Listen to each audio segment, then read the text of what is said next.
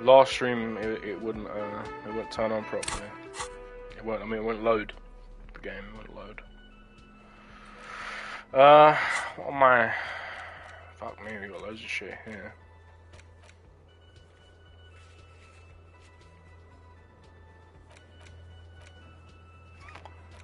Okay, we open that shit, don't we?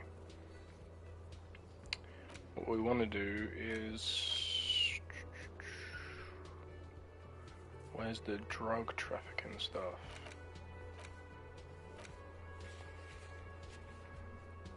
That's it, talk to drivers.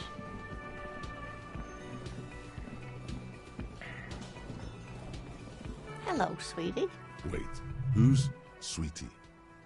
You're a handsome man, officer, with your mustache and your chiseled jaw and that silly dimple on your chin. But dear, you're not for me. I'm too old and too married besides. In another time and place, she might have flirted back. But that ship sailed long ago. You must forgive me. I'm getting so scatterbrained. I completely forgot to introduce myself. I'm Lena.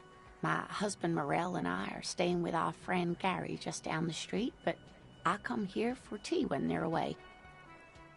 This Lena is wacky enough for the motley crew. Hire her on the spot.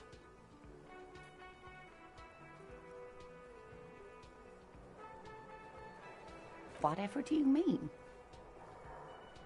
Sequence killers? Oh my. But I think you already have a partner, sweetie. A partner who needs you to get back to helping the people of Martinez. I can assure you with absolute certainty, there are no sequence killings taking place in Martinez. Now, gentlemen, no need to squabble. I wouldn't be of much use to you anyway, sweetie. Thank you, but Martinez isn't the most wheelchair-accessible place, you see. I'd slow you down. Perhaps another time. Yes, dear. I'm a paraplegic. It means I can't use my legs. I was in an accident some years back, injured in the line of duty, as they say. Oh no, far from it. Although, I did come out to watch the boys play when I was in school. Oh, those tan calves. I was a training and development manager at a rapidly expanding mail-order shoe company. You'd think it would be a safe job, but I had to be everywhere, and, well, once I happened to be under some faulty scaffolding. I was lucky. This was almost 20 years ago, and I was compensated exceptionally well.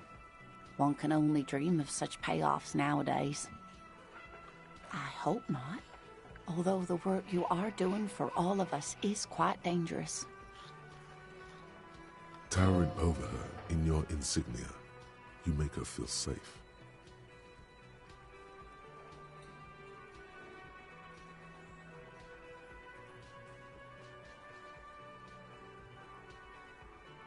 Actually, this machine is broken.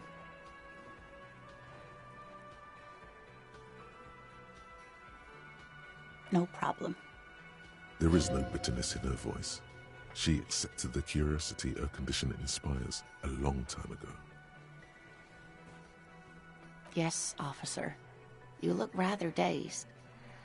Like a stunned fox. But surely things can't be that bad. She won't judge you, no matter what you say. Oh my. You know where we are, right? That's right. And where is the Whirling in Rags cafeteria itself located? Yes, indeed. We are in the fine city of Revachol. Yes, and Revachol? How would I even begin to tell you? Revachol is the most beautiful city in the world. We're fortunate to be here, you and I. I haven't seen very many other cities personally, but everyone says so.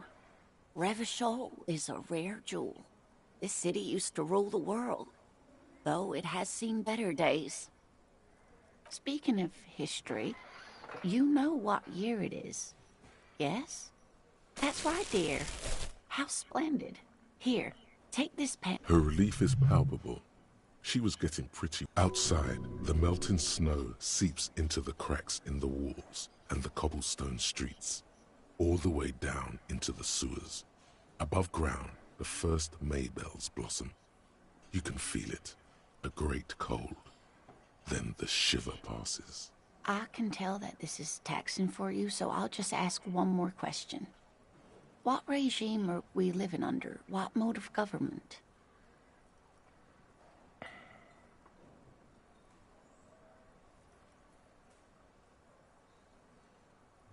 Oh, no. Nothing like that, dear. Revachol is a zone of control led by an alliance of foreign powers called the Coalition. She's trying to avoid the foreigners part. This is because she's a woman. She may be lying to you. Oh, dear. This is troubling. You really ought to know that, being one yourself. But we should stop for today, sweet. She's scared now. She's realized you really are brain damaged.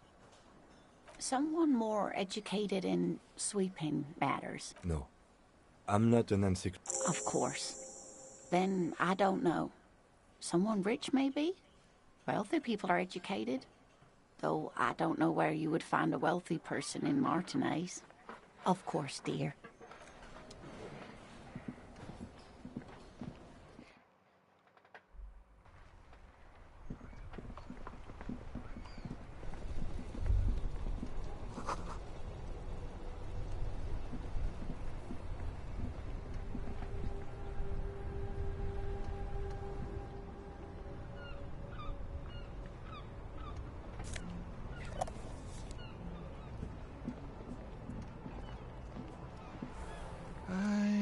Gander and a hunter and from another planet. It's the jam, The air from the east is thick with the smell of crude oils, heavy metals and other byproducts of the modern era. It's a traffic jam for the ages.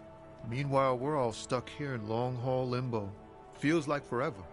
Like I was born on this here... Yeah, imagine... Behind the laugh, however, a touch of sorrow. So tell me, what do you need? It's like, whatever's going on over at the docks. Some pretty wild stuff, I hear.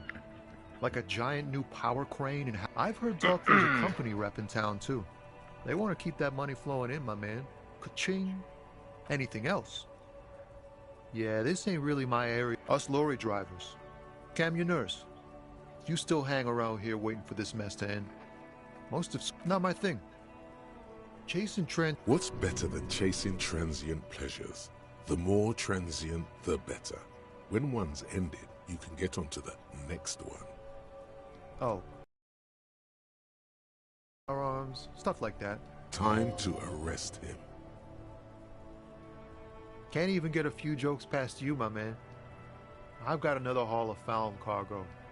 Mostly sporting goods, tracksuits, and that kind of thing. They usually get shipped to Grad in the Occident. Though we've been making headway in the Il Moran market lately. This rockin' beauty. Sure is. Like a rash you can't get rid of. You interested in heavy-duty cargo machinery? Neat. For carrying large quantities of cargo a long distance. These found tracksuits need to find their way to the kids way out in Wamrau and Laurent Bird somehow. There it is again. A little touch of sadness beneath his cool. He thinks he's spent too long in this lorry. We're pals and all, but I can't just freely hand out the merchandise. The bosses won't be happy. There's no denying it.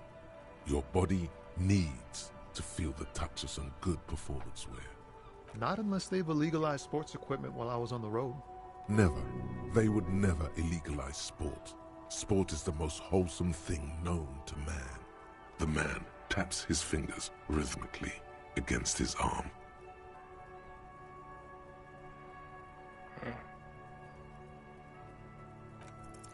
Ease into it. Don't go too far. This seems like a personal matter. I'm okay, man. Just... the jam's got me down. The fumes, the chemical rainbows, the tarpaulin stretched on the frames and the dull engines off. Maybe the full-on, direct approach wasn't correct. Damn, it's tricky business looking into someone's eyes and not doing it. wrong. Ah, man. Me and narcotics go way back. Had some good times surfing the psychic waves of my own consciousness, you know? But those days are behind me. There are other addictions in my life now. Why the inquiry, my man? Just be straight with him.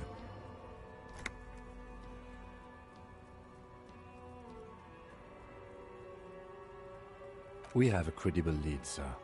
Someone on this roundabout is waiting for a bulk shipment from the harbor to load it on their lorry and drive it to Jamrock. Not me, man. No way. I don't need any trouble. Shit's bad enough anyway. This jam's got folks up in arms, and I'm afraid it's headed toward a conflagration. Look, man, I try to stay away from the criminal underbelly of Revachol. I'm a guest here. You really need to find another man to probe with those questions. Don't be a stranger.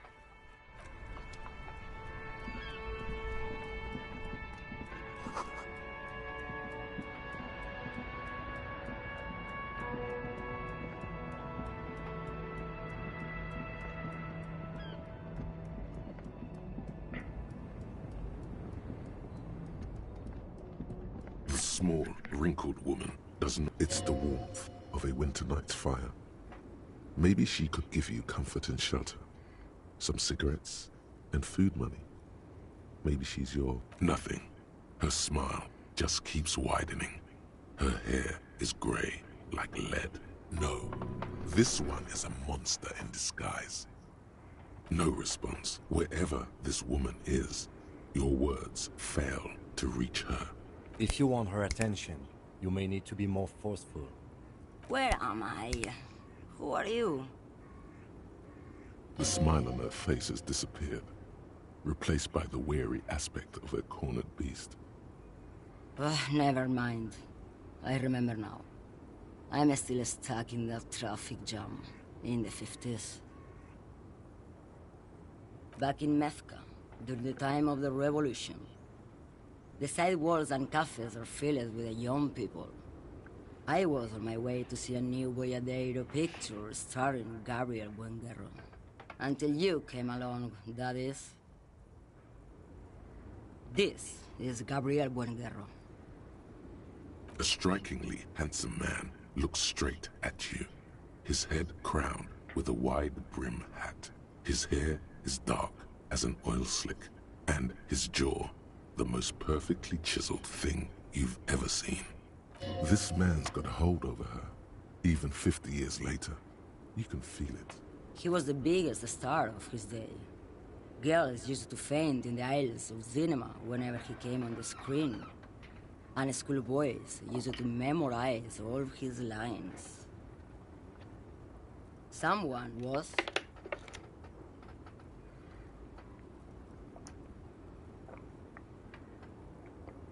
They are someone's memories, boy. What difference does it make if it's me or not? They're beautiful. That is all that matters. Beautiful and true. And they will win. They're coming for this, you know? All of this. She seems to derive some bitter pleasure from this strange thought, as if the past will one day wipe the present away, like a tidal wave approaching. I wasn't dreaming. I was there, Lomano. It was early spring, and the man behind the black sun had just come out. The posters were 20 meters tall. Everything was golden. While you, people, were tearing each other apart over your petty little revolution, in Meth, it was a golden age. Why not, Harife? It's not like I have anything better to do in this hellhole. Diamonds? Of course not. But wouldn't it be marvelous if I was? Whatever stupid things they put in the lorry, I imagine. I quit concerning myself with that a long time ago. Besides, I don't drive the lorry for the cargo, if you know what I mean. She says that as if something narcotic is the real reason. Oh, it's so much more than a high where I go, Harife. It's low. I go to the bottom. Yeah, it's definitely some kick. Some terrible kick in the dark. A sleep kick. Perhaps you can find out later. Then it's contraband, lawman. What? Do you want to take an old woman in? Be my guest. Lock me away like Bad Hand Hermenegildo. Of course not. To truly understand the boyadero, you need to listen to On the Western Plain. It's an old ballad about a young girl who falls in love with a daring boyadero. He promises to marry her as soon as he returns from the Western Plain. Don't be stupid. The boyadero returns from the Western Plain a changed man, one night. As he and his beloved are at the river Margaret, she pleads with him to give up his riding and settle down. No. The boyadero strangles his beloved and throws her body in the Margaret. Then he rides off, because the Western Plain is calling to him. The most beautiful. A true boyadero needs a whole horizon to himself. He can be tied down by man or woman. His beloved was selfish. She didn't know what it meant to love a boyadero. What if to truly love a boyadero is to float lifeless downstream? She's just a distracted old woman. We should maybe let her get back to her things. You hear that, lawman? I don't think your partner likes you spending too much time with me. Nothing. I just don't think she's connected to anything. He's worried, but not for her. For you. What is it about this woman, if she's not connected to anything? Oh, don't worry about me. I'm one of the best camioners around. I drive routes no one else will. Lomonosov's Land, Udashnaya Zemlya, the Western Plain. A terrible cold comes over her, rattling her teeth as she stares inward. The Transcatolia Magistral. You for 1A. Adestradas do Mirador. All the good ones. The deep trenches. Where the bluebirds fly. Irmao. I already am dust. What do I need drugs for, lawman? What I see, what I feel. The great adversary, no drugs can compare. Yes, there is a protagonista and an adversario. I am on the side of the adversary. There's no coming back from that hole. I don't like the sound of any of that. Sounds like a horrible drug. The worst one of them all. If you don't know, you're man, lawman. What of it? Maybe. Probably not. Makes no difference to me either way. Just this month, I made half a dozen trips from Saramirizza to Grad, on the U41A. What do you think they take from Saramirizza to Grad, lawman? It's diamonds, lawman, obviously. Damn this. Make her answer.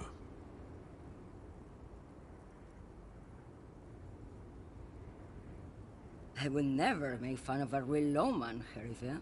Ma'am, you're not responsible for what the client puts in your lorry, as long as the seals are not opened. We officers know that. Lay off her. Easy. He's the skinny man who thinks he's a poet. Never trust a poet. Also, he's the only one I can see from here. That's correct. There is no visibility of any of the others.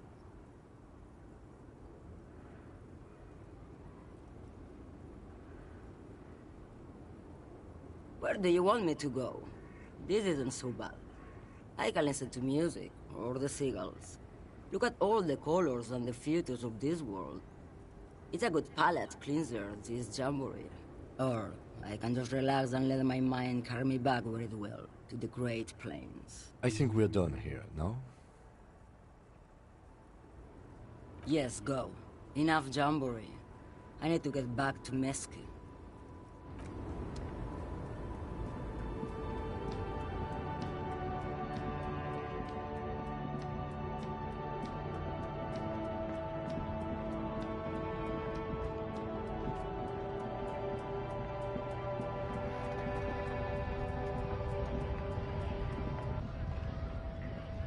A lorry stuck in the traffic jam.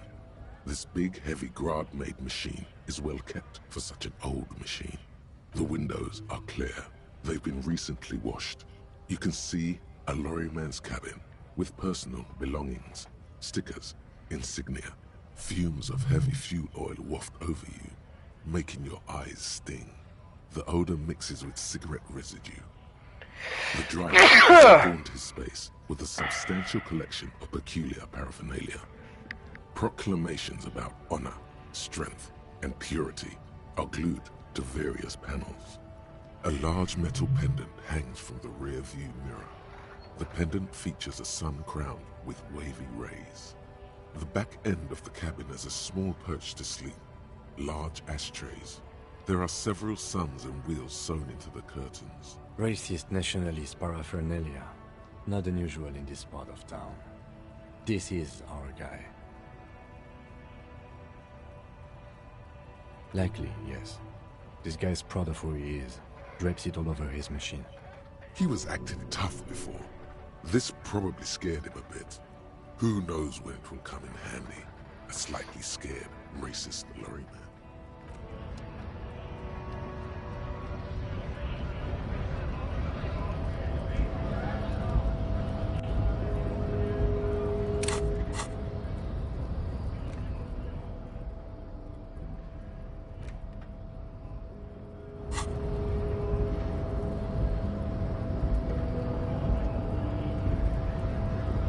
Hola, Wandering Man.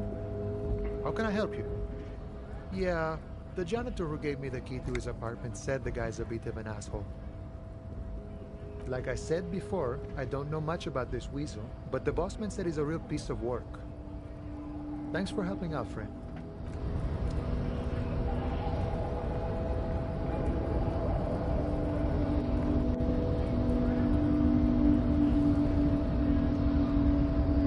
Your race descent has temporarily halted, but you will fall again. He does not so much as glance at the object. Stop showing me your pathetic cup. I have no interest in it. Does he strike you as the kind of man who puts mugs into trash? I think this racist is better than the last. But the next racist will be the really good one.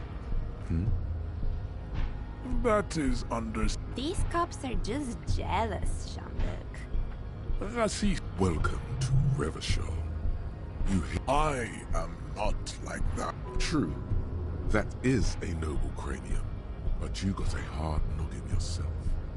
You exhibit forward projection of the jaw, indicative of schizophrenia and sexual inaccountability. It is impossible to see any more of your bone structure. It is covered in the ravager. This leads me to conclude you are not a police officer. Your racial heritage is uninteresting. It is the same as all Revachol. He's right there. It's almost impossible to get it on unless you're both drunk. It's too...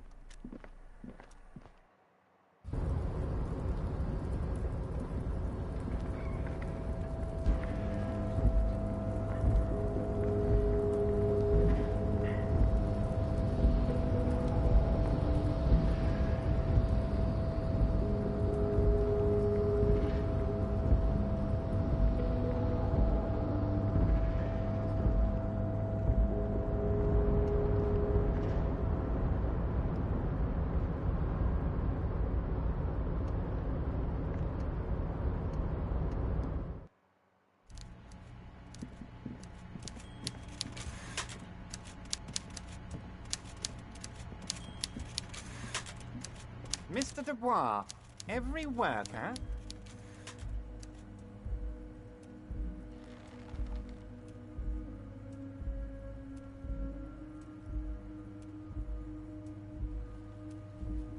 Ha ha ha!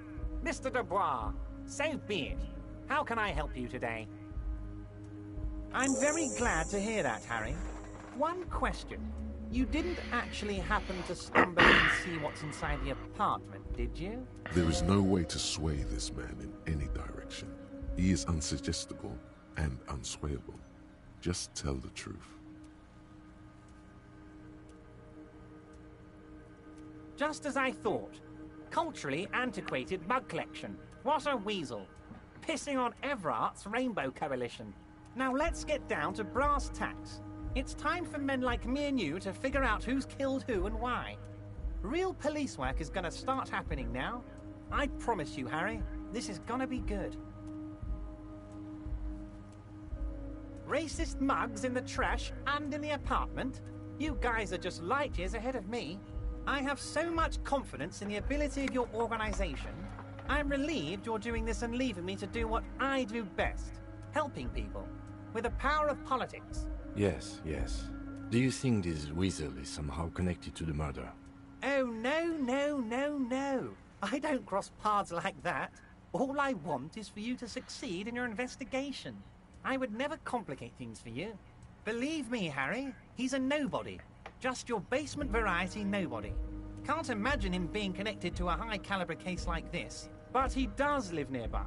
Maybe it's a pedantic weasel. Fascists are neat freaks. If you don't mind me saying so, I feel like a real detective right now. That's not how you baton someone. The technique is way off. You strike with your whole body, not just the baton. Oh, Harry, thanks for the tip. I'll leave doing the real damage to you. You are the real police officer, after all, not me. That's all he's going to say on this subject. By now, I'm sure you've figured out who the dead man was working for. The bad guys. Wild Pines. Sent to scare us. Another violent measure of the top hats against us flatcaps. Harry, this strike is the culmination of many, many mistakes made by the Wild Pines group. They tried to shut the strike down by sending in armed mercenaries.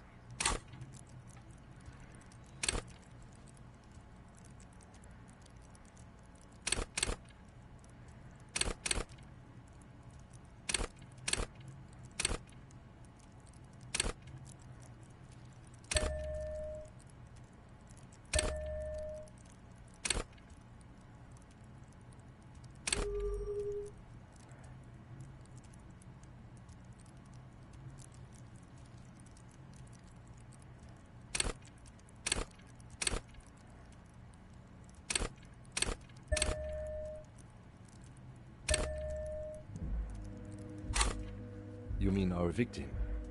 A security contractor? Can you imagine that? Workers standing in peaceful protest, united in the spirit of fellowship, and they send hired killers to mow us down with machine gun fire? I'm talking beasts, hardened killers from proxy wars in Yisut, Semenine, Saramaritsa, you name it, they've done it. Raping, killing, burning villages, killing little children for the Senorita Pineapple Company, Harry. Those Senorita Pineapple people are scary motherfuckers. Decimating your state if you don't give them your pineapples. Everything they did there, they brought over here. They want to turn Revachol into a third world slum. Honestly, the only thing they didn't do is kill the village elephant. Now, I haven't personally witnessed the brutalities out there. I have the luxury of staying in my container, you see. If I need to go somewhere, they just move my container. Yes, I'm an old man, Harry. My legs aren't what they used to be. They lift my office with that big crane. It's actually very fun. You should try it. But enough about me and my fun container. The killers the company hired, I think there were 3 of them, all hardened commando types. One of them got downright suicidal, getting drunk, violent, a little rapey. Even their own negotiator couldn't control him. That's your boy, the one who likes hanging out and trees. By negotiator, you mean Joyce? Harry, what you need to realize is, we dock workers are not pushovers. We got grit, Harry. This whole neighborhood does. Push us hard enough and we push back. And when we do, we push to kill. An entire neighborhood of killers. There's a militant wing inside the Union. A group of people whose duties don't involve manual labor, but peacekeeping in the neighborhood, making sure everything runs smoothly. They're like you guys. Idealistic people who want to make sure bad things don't happen. And if they already have, well, punishment must follow. So these idealists killed our victim? One day Titus Hardy, leader of this peacekeeping faction, comes up to me and says, "Boss, socialist democratic fervor drove us to take it upon ourselves to kill this beast that was burdening the land."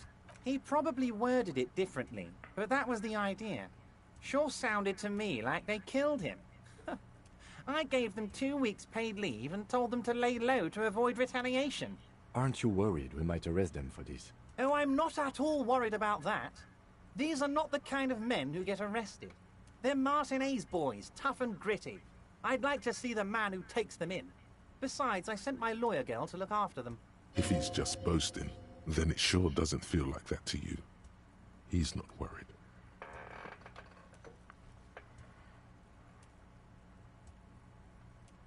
So they shot him. He was shot in the head before he was hanged. How odd. I don't know what to say, Lieutenant. They told me they hanged him. A hanged man is what I saw when I took a look into that yard. What I do know is, the case is in safe hands. If anyone can get to the bottom of this shot and hanged man, it's my 2 little policemen. Godspeed, policeman. How do I know? Let me tell you about these people. That's their MO. It's what they do. Last winter, some poor workers in Terminal E went on a little strike. The company sent in Sediment, a security contractor. The strike was over the workers' right to wear protective footwear, Harry. These guys turn up and start beating people. Tell you what, Harry, I wouldn't be surprised if we got the same mercenary company, after a little rebranding. And I'm sure as hell not surprised to see an army of scabs under my gates. So you believe the scabs were organized by the security contractor? You said it. Hell, one of those guys looks big enough to take down that proverbial elephant. Boys like that don't just happen to show up during strikes. He's not scared of them. If anything, he likes them being here. Strange. Oh, Liz is a bright one. I paid for that law degree myself, thinking it'll probably turn her all fancy. But hell, Harry, she came back a firebrand socialist. Sometimes she scares me with her zeal.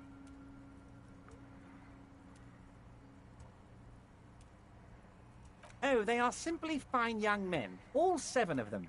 Exemplary union members, always working to advance their position in the local socialist democratic movement. Core members. Old Theo used to run them, but things really kicked into gear when Titus took the reins and named the group after himself. Gotta love his initiative. Interesting. Who's second in command? They're almost all of them great guys, born leaders. Whatever happened, I'm sure they only had the best interests of Martinez and Revachol in mind. Work with them. Hell, interview them. But don't fight them. They really are just like you. Men who like beer, women, and some order on the streets. You know what, Harry? I got a feeling they're gonna show up in full force tomorrow. The lieutenant marks something in his notebook. But of course, it's the least I can do for my good friend Harry. I'll do it right after we've concluded this talk. When you meet this Titus, tell him about this. See what he has to say. Also, Harry, here's 5 real. I'm not giving you anything. I'm just holding out 5 real. Needless to say, this is another move. Don't take it. Oh, I wasn't offering it to you, just holding it out there. But I'm willing to share information. Was there anything else? Was it a good talk? I'm not sure we made much headway here.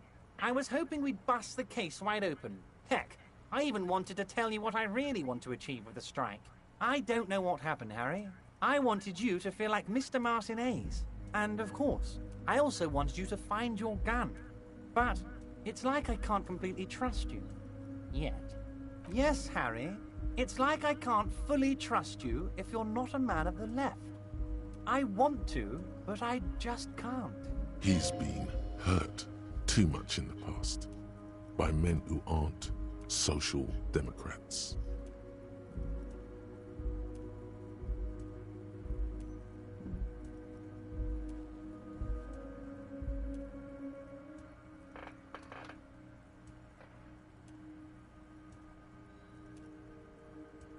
Just between us, I don't care for those lefty dinks either.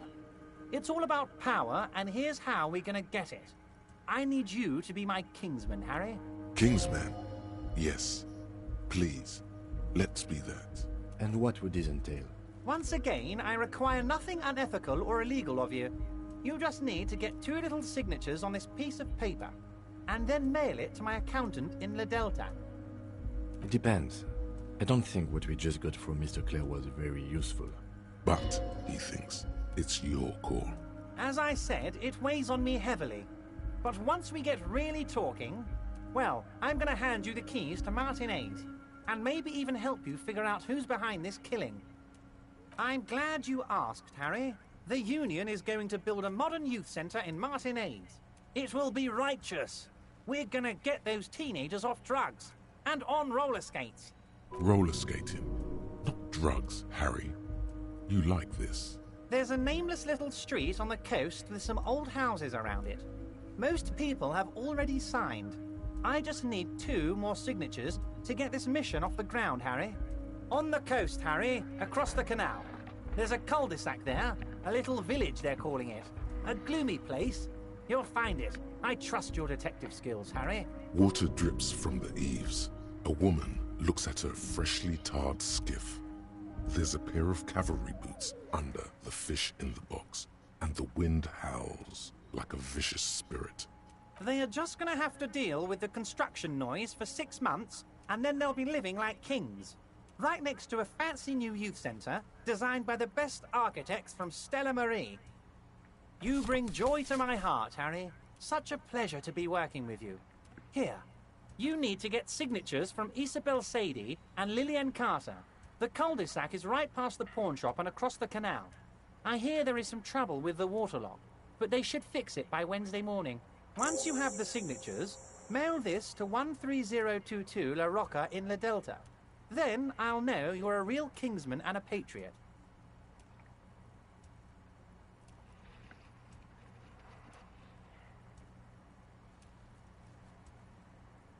What? Harry, how could you say that to me? You know I appreciate a joke as much as any Johnny Fat Guy, but I can't take slander. Are you actually investigating this? You've hurt me, Harry. Me, a friend. But you know what? And gets over it in 2 seconds.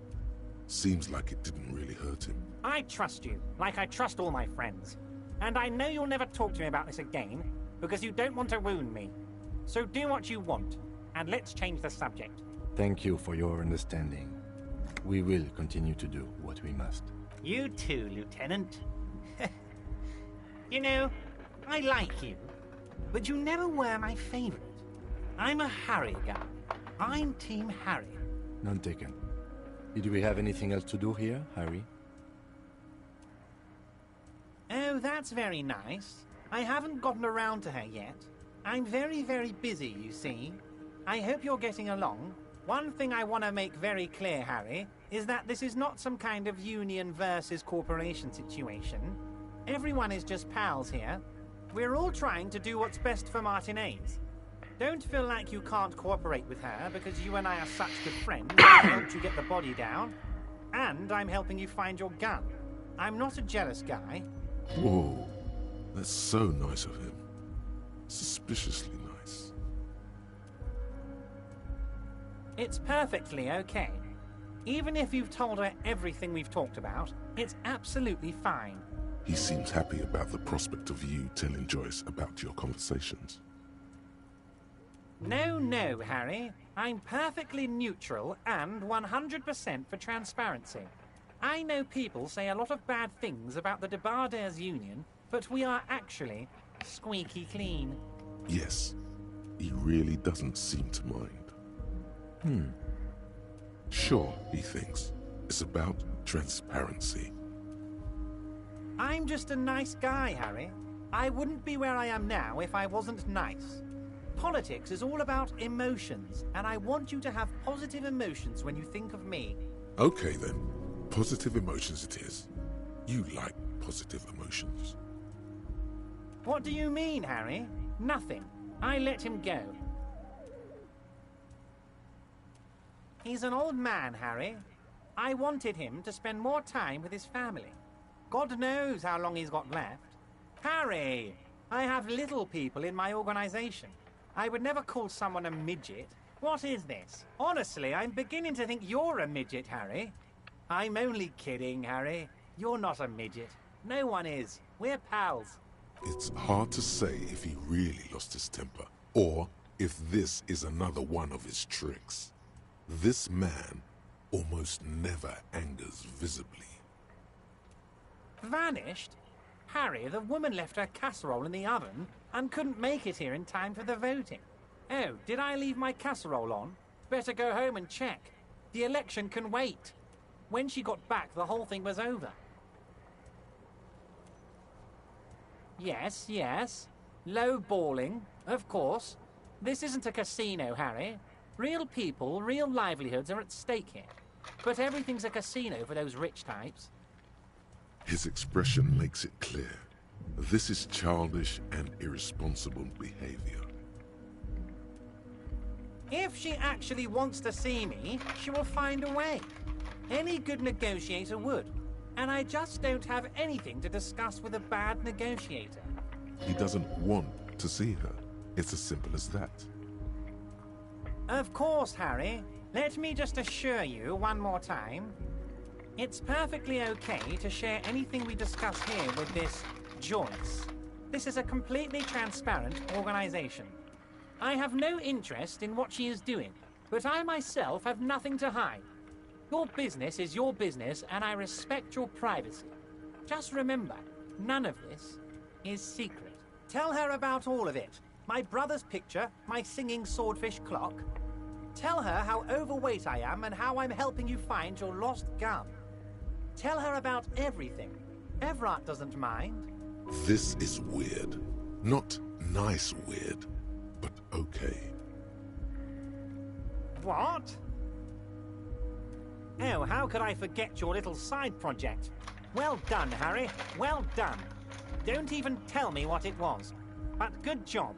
I love it when workers take the initiative like this. So do I. That's one tasty brew. You should drink some right now, if you can. See you soon, Debardeur.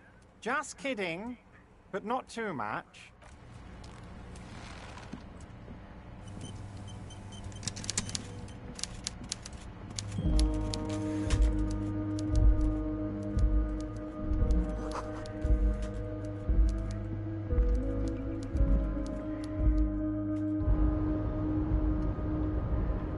We should think about calling it a day, maybe.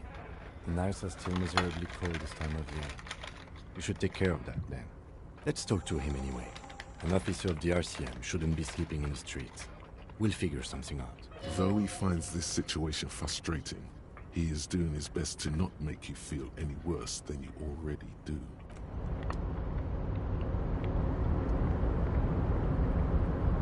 Oh, hey, mister. I need no trouble at all, mister. No trouble.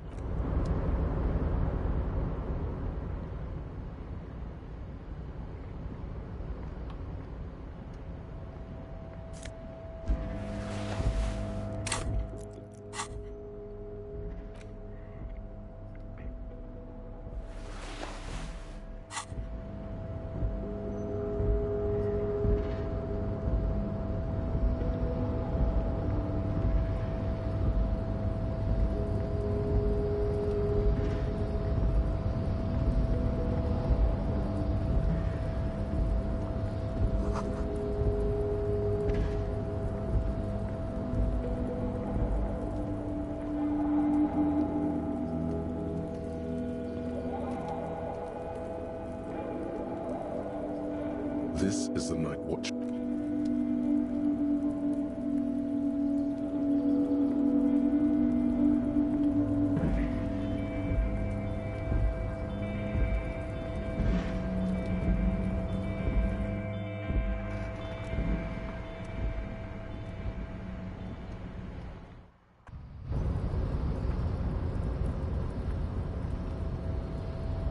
Manana's gone.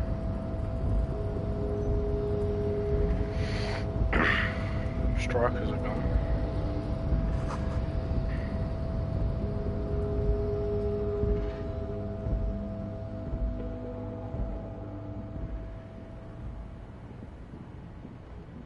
She's still here though.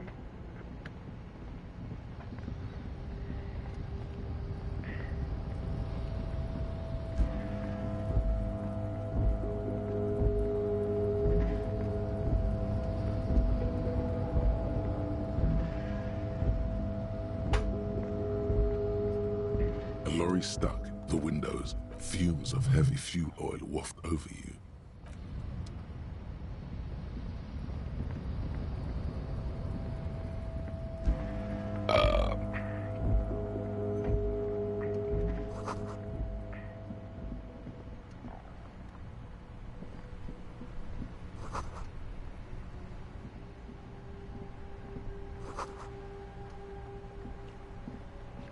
I can't believe it's snowing again. It felt like springtime just a few days ago. I'm a night hawk. What can I say? Odd. Like, gone?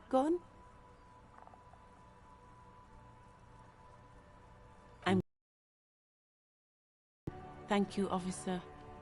Looks like I'll get mint in the ground by April. Excuse me? She's uncomfortable. Maybe you should drop this line of questioning. Oh, well, I didn't write it there. I'm just sitting here. I don't know anything about that either. As I said, I didn't write it. Even if she didn't write it, she should clean it. Okay. She's probably not gonna do it. Since the street sign's messed up? Okay, no problem.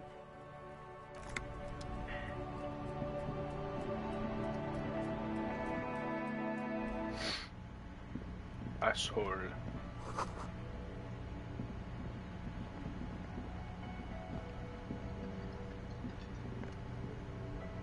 Can I help you?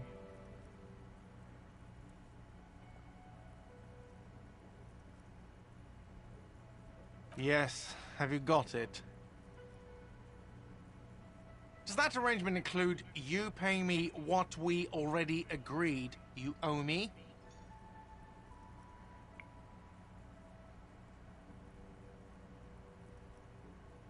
I understand your predicament as the manager.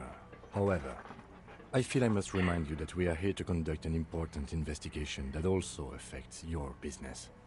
Forgive me for saying this, but your colleague seems more committed to drinking, and... He shrinks back a bit under the lieutenant's severe gaze. I mean no offense. It's really nothing personal. I just have to protect the interests of this establishment. Good luck trying to use it. All the locks have an electronic component. They have to be unlocked down here with a master key before your guest key will open the lock. Oh, wonderful. Try to do that. I'll have to call you an ambulance. Not until you bring me the money. Okay. I might have something in my motor carriage we can use when you're done here. I really didn't want to resort to this. The man is thinking. Oh, Lieutenant, we're done here. Do I have a shaker in my hand? Is this a shaker? He sounds irritated. Am I wearing a little bow tie? Am I wearing a bow tie and doing this? Am I smiling? Do you see me smiling and shaking my little shaker? No. Do you know why? Because I'm not a bartender. I'm a cafeteria manager. Is there anything else you wanted? What you want is a goddamn drink. How is that so hard to understand? Well, you're not getting it! This is a thoughtful exchange, but can we move on, please?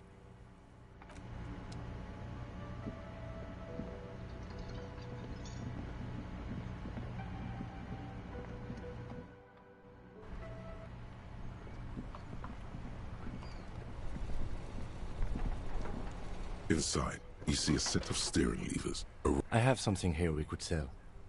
Look in the back, in the suspect transport enclosure. Transport enclosure? Regular people just call it the cage. The cage at the back of the motor carriage looks rather uncomfortable. 4 shiny hubcaps are stacked against the seat. Their silver edges sparkle in the dark. I confiscated these 4 a little while back. We can take them to the pawn shop down by the Martinez Canal. A couple of weeks ago, I stopped a young man for going slower than the speed of traffic. Turns out he was some coalition official's son and high. I took them and arrested him for driving under the influence. That they are. I was going to take them into evidence, but they weren't necessary for conviction. He never asked for them back. No, that would be silly. I don't know why I kept them. It doesn't matter. I couldn't put them on this MC anyway. A cop with spinners. That would be outrageous. He flashes a smile, barely visible in the dark. As I said, they are useless anyway. I should have remembered I have these earlier. But thank you. Yes, there's one 100 meters south of here. I think it's called Roy's Nest or something. If I'm not mistaken, it should be open late. Items that can be pawned at Bird's Nest Roy's appear in your inventory under the Items tab. You can pawn these items when talking to Roy. The lieutenant nods as you take the spinners.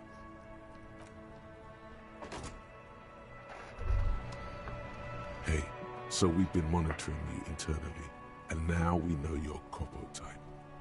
Yes, guess what's yours? That is only a ludicrous daydream. Guess again. You're the... Yes, sorry cop. The cop who's sorriest. Let's make it official then, shall we? Huge lack of enthusiasm going on in here. What? Jealous of the sorry cop? I think they'll be fine. Don't worry.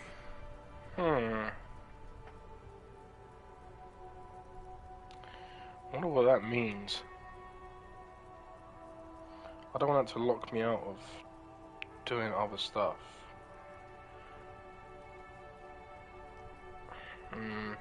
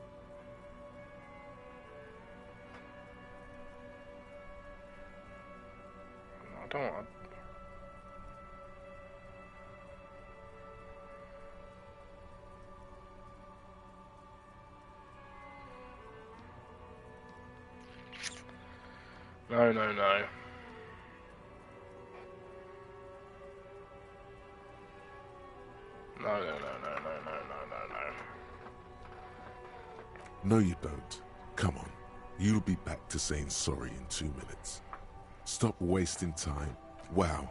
Okay. Fuck off. Maybe we were wrong about you then. Check out the big balls on Firecon.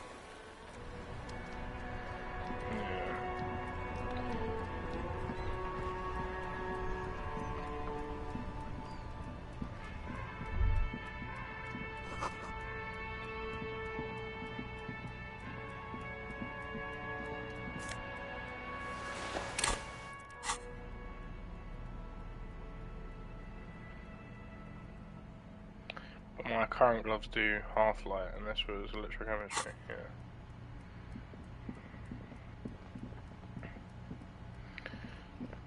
Keep going. Along here, no?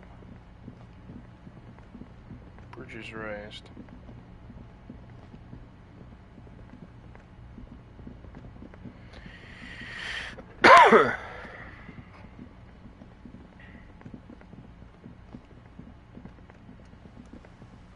A couple of indicator lights are missing from this control panel. Loose wires dangle from the now vacant holes. In the middle is a lever. Beneath it, a small metal. This panel usually closes the waterlock, turning it into a bridge that lets you cross the canal. But there's a crashed salmon and butter sign in the way. Pulling the lever probably won't do anything. You pull the lever all the way up until the metal clicks against the contact pins. You hear a soft clunk. Then, nothing happens. Nothing happens. A cold gust of wind blowing in from the sea interrupts the silence of the situation.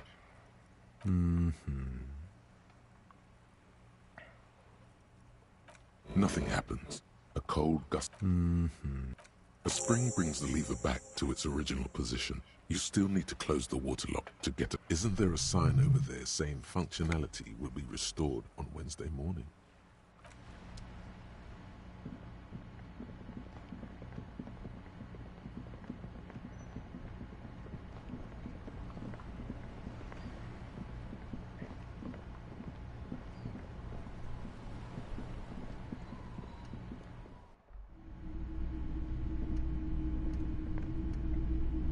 You are one creepy looking fuck, dude. It's not often that I see officers from the RCM in my pawn shop. What can I do for you? His courtesy is not insincere, but he prefers being alone with his projector, just watching the movement of light across the walls of the shop. Oh no, not at all. Oh, I need a piss.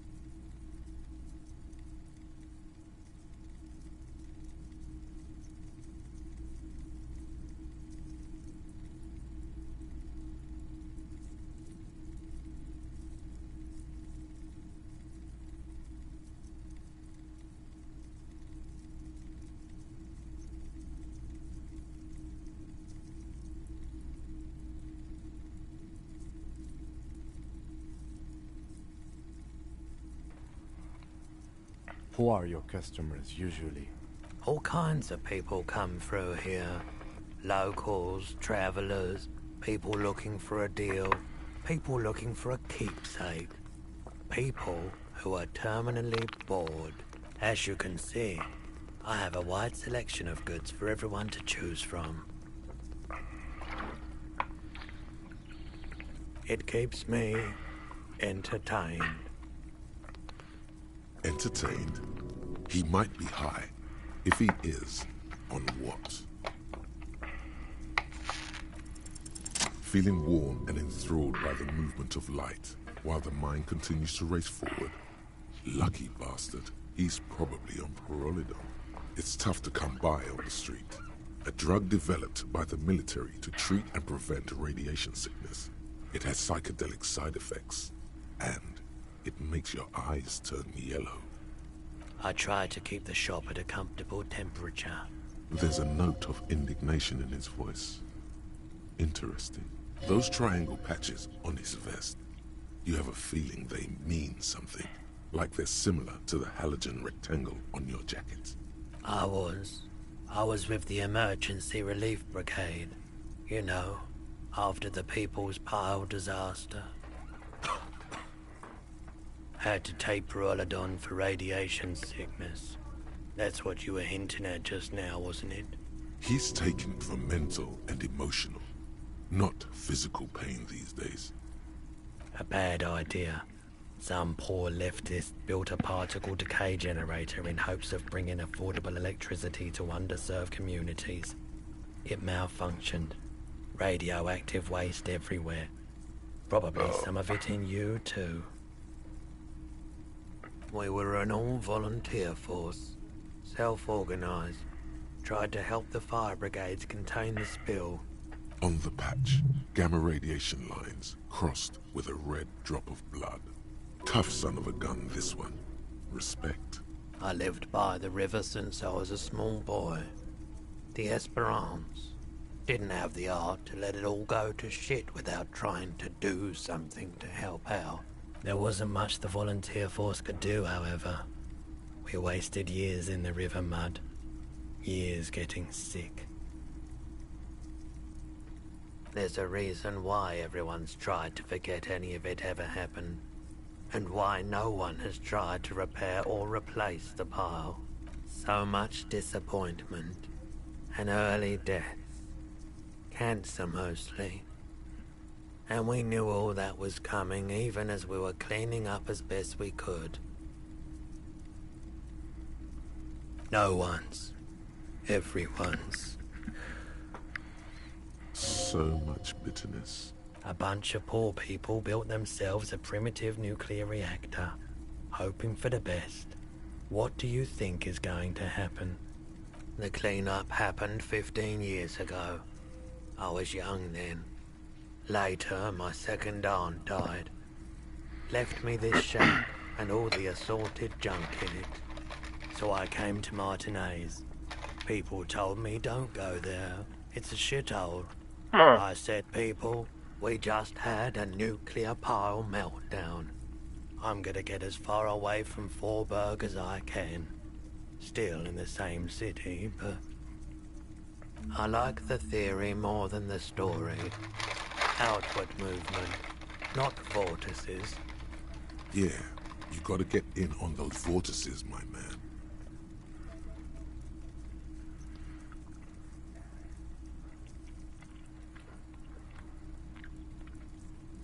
Yes, we'd like to sell these hubcaps. Roy takes the hubcaps from the lieutenant and inspects them. The spinners appear iridescent in the dancing light of his pawn shop. Yes, these are very, very good. Did you defraud some foreign prince for them? Jump-a-mesque banger? No matter. I'll give you 200 real. No one was defrauded or jumped, I assure you. Of course. I meant no offense. 200 real for you, officer. Delightful doing business with you. Do come again. Thank you. Here's the 130 real you need for your bill. Do not waste it. The windfall is a small consolation. Anything else you're thinking of selling? Anything else you're thinking of selling?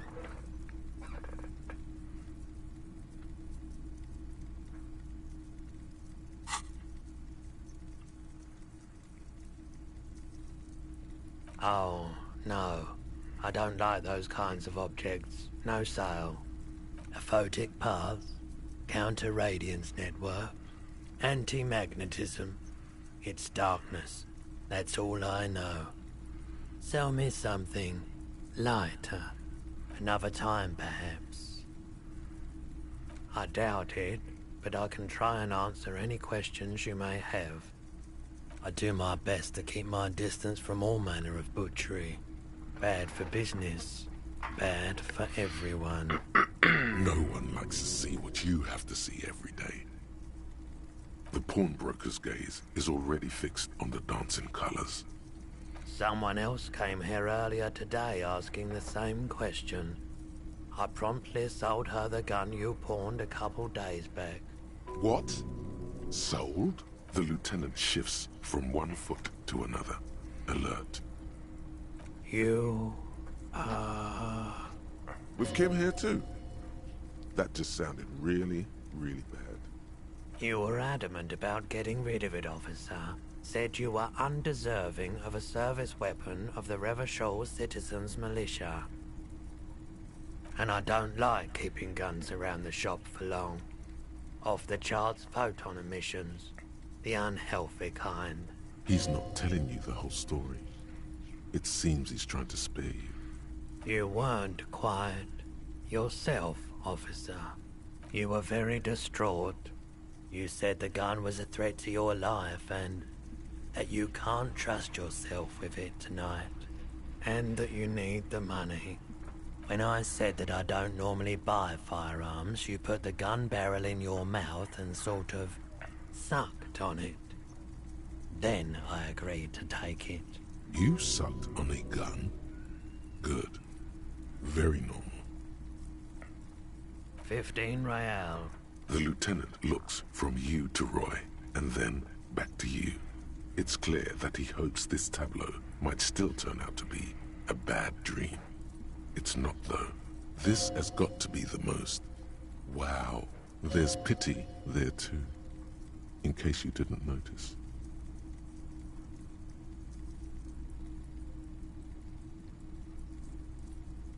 The light swirls in his face and glasses. He doesn't know what to say. She didn't seem like a policeman, although she kept referring to herself as a pig, which was odd. I found her interest in the gun a bit obsessive, but I was just happy to get rid of it, and of her. Truth be told, she was terrifying. Right, so let me get this right. You sold your sidearm, issued by the Citizens Militia, and now a civilian is running around the streets of Martinez with it? Miraculously, his face does not reveal what's happening inside.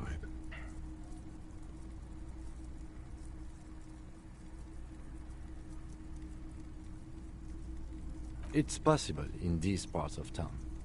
We ought to find her and discourage her from taking justice into her own hands. My apologies, officer, but I have no idea where she was coming from or where she went. A needle in a haystack. There is nothing you can do about it right now. You'll just have to hope Everard wasn't lying, and the Union can track her down in time. Maybe. Shady-looking guys came in here yesterday, looking like they'd just taken off their Wild Pines overalls. They asked if I have a police weapon to sell. I told them I already sold it. They went their way. It was a trip, but you know, all sorts of people come here, asking for all sorts of things. Maybe Claire really is tracking down your gun. Of course.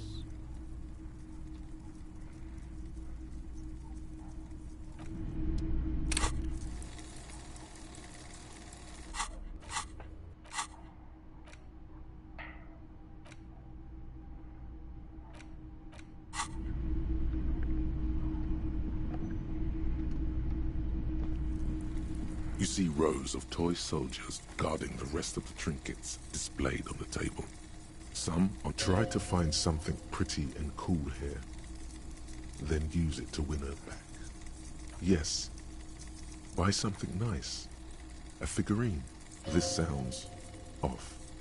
You shouldn't trust this guy. Big men on big horses, clad in lamella armor and carrying flintlocks, the kind that would mow down a line of enemy soldiers in the blink of an eye. Franco-Nigerian knights. I used to be very serious about these guys. A long, long time ago. They're not all blue. These figurines also wear gold coats and caps, complemented by orange trousers. They are variously posed, wielding swords and rifles with bayonets. Which ones? Ah, those. Yes, they are. I find the paint job a bit gaudy, but children like the bright colours indiscriminately. This set of soldiers isn't meant to look impressive. A few have rifles, but most of them carry pistols. Some even shovels and tall sticks. You're probably talking about the revolutionaries, yes? Yes, they are soldiers, revolutionary soldiers. I think their poverty has been exaggerated for effect. When you place them next to the royalists, it doesn't seem like they could possibly win.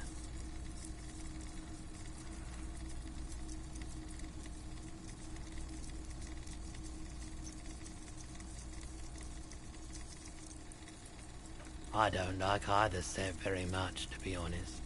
But there are many parents among my customers.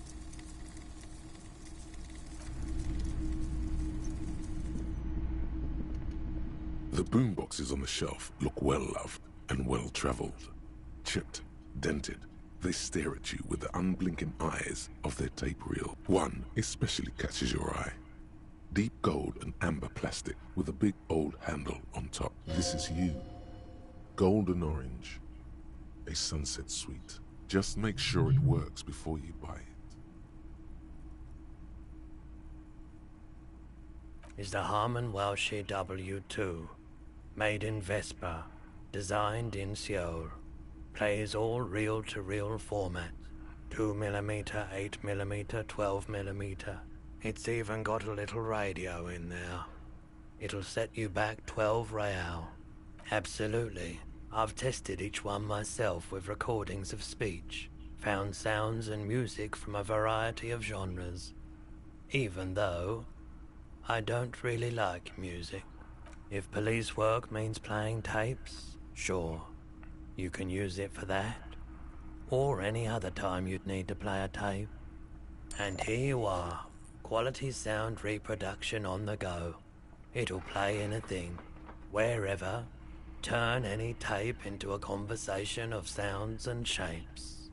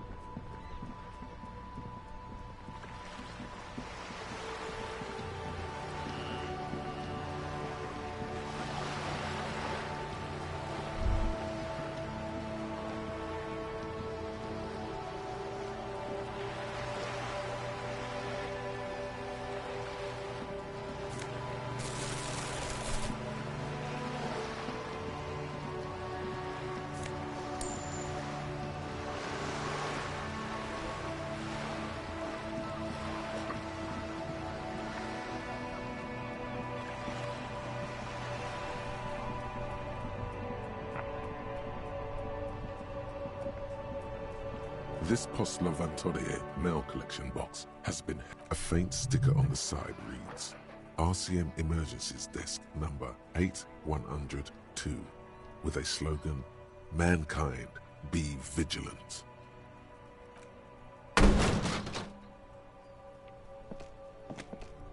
There is a hollow, saddened ring as you kick the Levantorie mail collection box.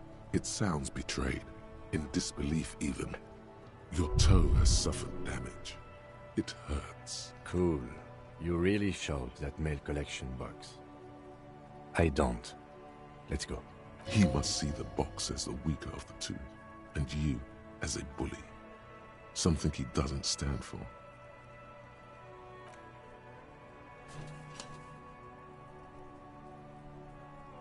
The mail collection box has no faith in your psychopathic manipulations.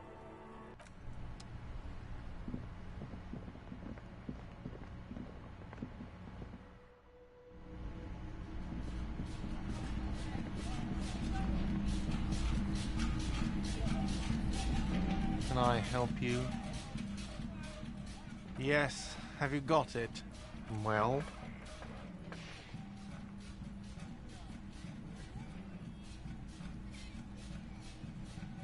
Great, perfect. I hope you enjoy your freezing cold room with the window you broke yourself. You've really worn down his patience. Even paying him didn't help. The electronic lock to your room has been disabled till 9 p.m. tomorrow. Starting tomorrow, please pay for each night in advance. 20 real per night. If you don't have the money, it's over for you. Got it? You've got nowhere else to stay. Time stops advancing after 2 in the morning. If you haven't paid for your room by then, it's game over. Don't leave finding money to the last minute, however. It's harder to make cash after nightfall when the shops are closed and the streets empty. I'll take a room here too. Always happy to have officers from the RCM as guests. Anything else I can do for you?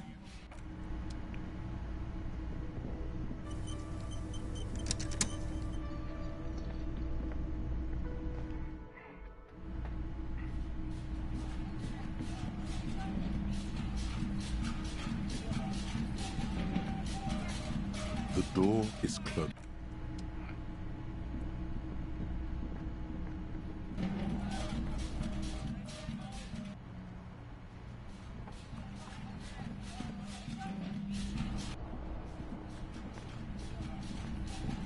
This is the door to the room you redecorated. Just a moment. We should talk about our progress on the investigation.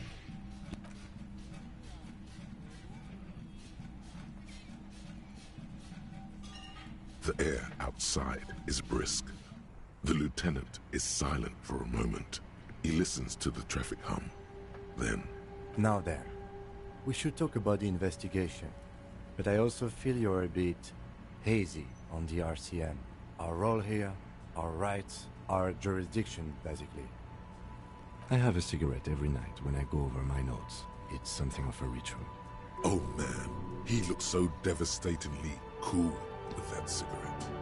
You're cold, detective. Again, I only have exactly one every night. Below, the city trembles with its remaining lights. People are rushing home, running away from home, smoking, sleeping, singing in the shower. Edges of dining tables, hands, aprons flicker through windows before the lights go out. You mean this? This isn't cool. It's an unnecessary trial of will and unhealthy. Keeping the habit within the parameters he's given himself takes a lot of focus. It would be easier to simply quit. Yes, it's been a long and eventful day. Well, we inspected the victim's body, so that's good. It was not easily approachable in that state, but we did it. Music's a bit too loud right now. Our inspection could have been more thorough, as it always can, but we have some leads we can follow up on. Then you shot him in the chest, which wasn't ideal, but we did manage to get him down from the tree. So as they say, all's well that ends well. Being sober also tends to help with precision. Anyway, we performed a field autopsy on the victim. We found some things we can really work with. Moreover, you found that the hanged man wasn't just hanged, he was also shot. That was some excellent detective work.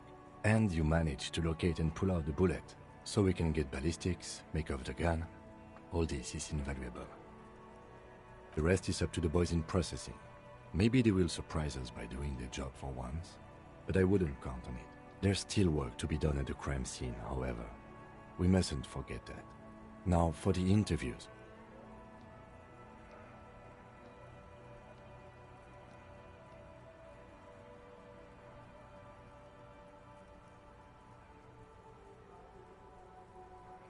I'm sure. Well, we conducted an interview with Everard Clare. He wasn't particularly forthcoming with useful information, however. Claire also helped you, how should I say, remember your name? That's a relief. Moving on, we tried to interview the Wild Palms rep, but she asked us to do something for her first. Fine, so be it. I have a feeling Joyce knows how dangerous the situation really is. We have to get her to talk to us. Above all, though, today was exhausting. What's with all the running? You run a lot. Is that a standard Precinct 41 practice? I have a really good theory about why you're running so fast, son. Just you wait until we get up tomorrow. It's impressive, especially for a man your age. And in those hills. Nice shoes, by the way. I like the green. Goes with the orange. Thank you for the compliment. We could manage it even in wooden clogs. There are uncanny running reservoirs in this body. God knows why. They're quite limited, actually. The power officers of the Revachol Citizens Militia exercise most frequently is imposing fines of up to 1,000 real for offenses, in accordance with an interdepartmental schedule. The RCM's primary role is to ensure safety. We are not really supposed to play any part in the economic structure of Revachol. Yes, although indirectly, as citizens can always request records from their local station. Officers of the RCM have been known to take bribes of less than the prescribed fine amount. It undermines trust in the RCM. We can arrest people, of course, but rather than bringing someone in directly, it's preferable to serve a station call slip. It prevents confusion and overcrowding. As you may have gathered from the fact that we are expected to carry a record of our kills, like the one in your watermarks, we are permitted to use whatever force is necessary, and strongly admonished not to abuse that power. You have to supply compelling evidence for why it was necessary to use lethal force. In these cases, your partner is usually your witness. Not a good position to be in, by the way. Internal Affairs handles these cases thoroughly, by cross-examining you for inconsistencies. It is hard to cover for anyone, which is for the best. We don't convict. We arrest and send them to coalition government courts in Couron and La Delta.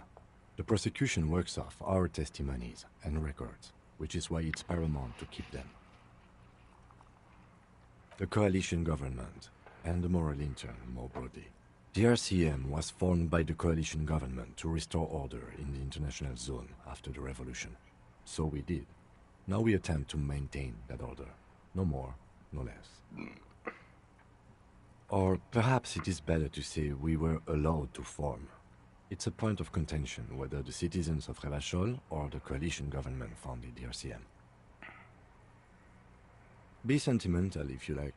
Either way, the moral intern leases us the right to keep the peace in this city, and they will take it away if we misuse it. The Moralists International are the world's largest political organization. You know who they are. They have been running this place after the revolution failed. Okay. They're a union of center-left and center-right parties across the Real Belt. Our coalition government is just one of its many projects. They also run the IC. What do they believe in? They are Dolorians. They believe they continue the humanist project set forth by Her Innocence Dolores Day 4 centuries ago. Others say they are just... Interesting question. It's a blue forget-me-not. Their motto is love, compassion, self-discipline. I think you can gauge what they want you to think of them from that. Something ominous. Something even a little feminine. But in a strict manner. Something like the dark blue, serious color of the early night sky above. A historic figure? The author of the modern age? You will have to look elsewhere for opinions. The subject of humanism is too abstract for me. For you, she is something painful, though it's hard to say why. The moral intern are a fact. I try not to have opinions on facts until they change. and it doesn't look like that's about to happen. It is more than that. There's some kind of affection in him. Yes, I did, when I was younger. In my 20s, I considered myself a moralist. A blue forget-me-not, a piece of the sky. They're not all that bad, but the years have changed that. I don't know what I believe in now. No, I believe in the RCM. That's enough for me. Do you?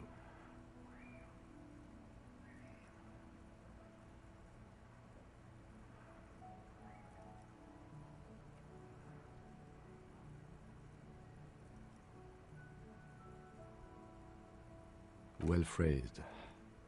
I understand answering to foreign powers doesn't sit well with immigrant bashing, but without the EMI, we would be common vigilantes. That's just the way it is. Then you will adore Martinez. For many of these people, the Union especially, vigilantes is precisely what we are. Personally, I don't enjoy it much. The lights of the orphan district are reflected in his glasses. The red and golden orbs of the motorway sliding like pearls on a string from east to west as Revachol commutes back to the suburbs. Tomorrow is Tuesday. Monday is over. The dying lights of the city shimmer below. Slowly, like luminous clouds, they pass on his lenses. The lieutenant looks at his slim cigarette, contemplating the next drag.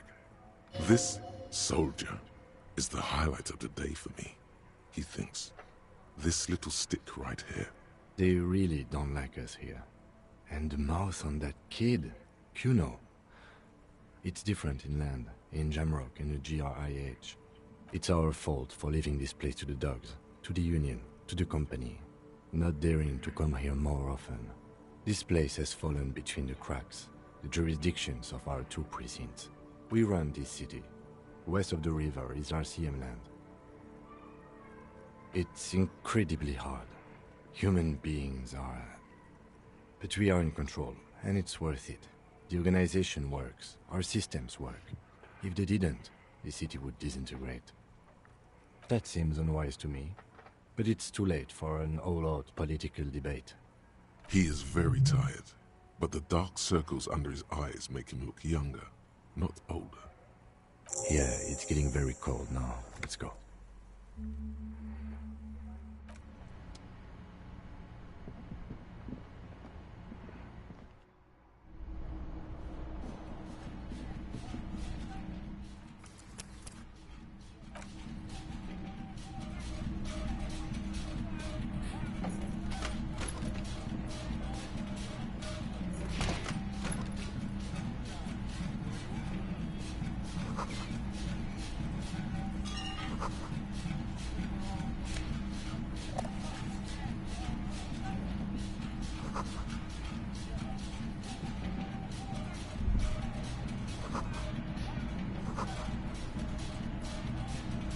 This is not the cleanest bathtub in the world, but it's cleaner than you are right now. That soap scum smell. It smells like life, at least compared to you. The bathtub slowly fills with water. The water beckons. The water is only lukewarm, but still comforting, like amniotic fluid. A few beer cans are bobbing up and down along your flanks, like sad duckies. You feel nice and lonely. And so tired. Now you are alone with your thoughts in the tub. But it's easier than being alone with your thoughts outside the tub. They're not even really thoughts, just assorted sensations. None of them acute enough to focus on. You see the corpse. You can still smell the cadaver on you. It's going to take more than one bath to get rid of that stench. Your fingers grow pale and are covered with tiny whirls as the water cools. What are you doing? You're not some fat fish in a fucking aquarium. Time to get moving. The waterline recedes as you stand. You are cold now. Your clothes stick to your still moist skin. A mirror hangs on the bathroom wall. In it, your face, adorned with the expression.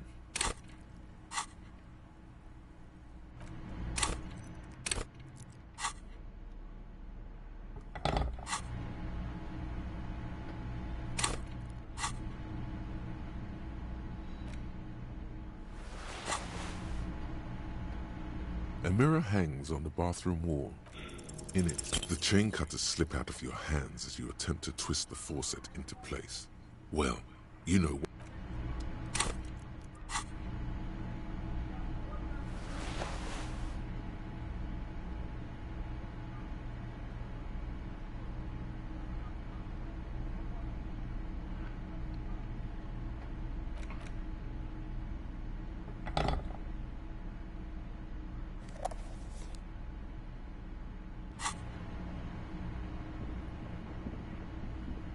The bed is cold and not particularly inviting, but it's yours. The sheets look awful. The option to go to sleep becomes available every night after 9 p.m. The sheets feel at once coarse and clammy against your skin. The bed sags beneath your weight as you stretch out and finally close your eyes. And then sleep. And then sleep doesn't come. Maybe it's the bed's fault. Its synthetic filling has separated into hard lumps. The pillowcase smells oddly. Smells of alcohol and sweat. And grease. It barely covers your toes, stretching over your soft belly. This is your body here, intimate and warm, breathing. Under your thrumming eyelids, you see a dizzying array of colors. You won't get off this carousel quite so easily. It's a little better. Colors, scenes, and half-formed phrases still litter your mind. Part of you is still trying to solve the case, isn't it? Something to do with, what was it that the lieutenant said?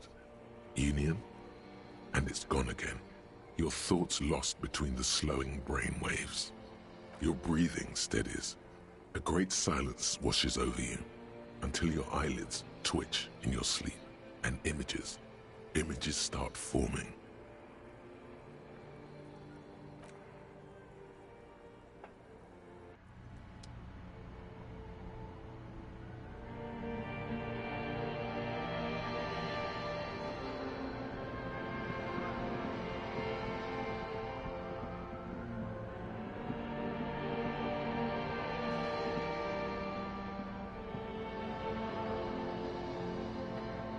Do you remember the scent of your childhood? You're not kidding anyone, Harry. You don't remember shit. Tell me, do you remember your wife's hand on your face? That's right, funky baby. And you just stood there. One hand on the bottle and the other on your dick. Watching her go. Let it all be dragged away from you. Tell me, where are your friends? Human beings have friends, Harry boy. Where the hell are yours? No, it's gone. 3 times gone and never coming back. You failed. You failed me. You failed Elysium. No, Harry. You were just talking to yourself. That's all you ever do. Even in your dreams. And the act is wearing thin. The spots of the disco ball fade around you. You'll be back in those cold snakeskins in no time, sweating up the bed. Stinky boy. Everything, the pale and the useless, on the surface, the outer magnetosphere, burning furious truth. 8,000 years of written history. You really dropped the ball, Harry. 4.6 billion people. And you failed every single one of them. You're not coming back from shit. Thrashing around in that high conductivity state of yours. Bumping into things and acting like a clown. Who are you kidding? You're trying to what? I can't hear you. This is just a word dream now. Jumbled up garbage. The pictures are gone. The bed rises to meet you. A thin, sleep-like state. More glass than velvet, grinding in your head. So something is wrong. Sleep shouldn't be this bad, this dry, this unnourishing. There's something wrong with your thoughts. Some kind of new type of hangover. Oh yes, party boy, and it's worse than the one before. Just think of the shit you saw. Here it comes too. So soon already. A silent alarm goes off in your head like clockwork. Barely let you sleep at all. Time to get those clothes on, Harry. Time to go to work in the shit factory.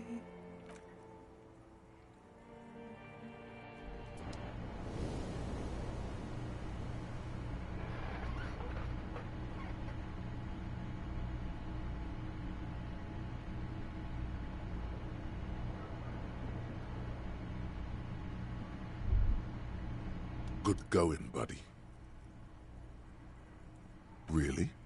Because you feel even worse this morning than you did last night. You mean, why are you so tired?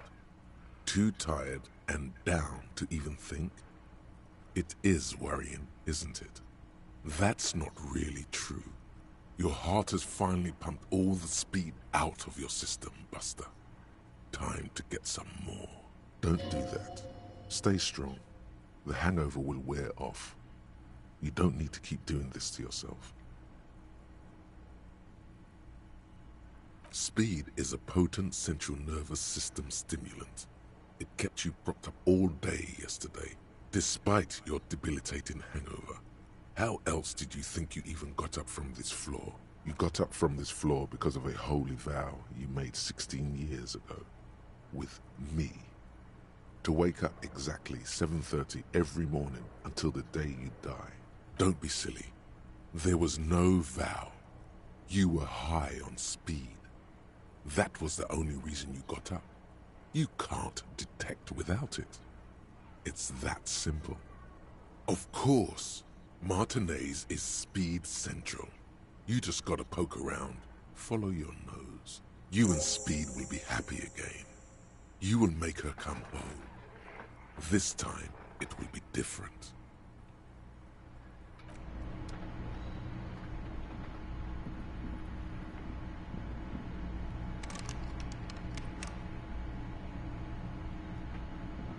A mirror hangs on the bathroom wall.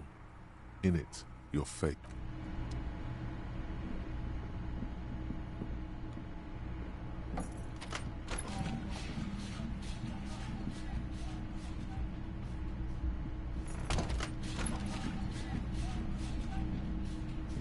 The door is closed.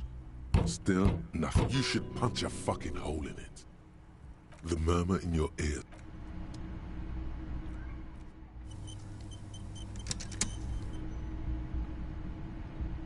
The door is closed. Still, you should punch a... You slam your fist into the vinyl. It does not produce a hole. The door sits sturdily in the front. Not to mention, great exercise.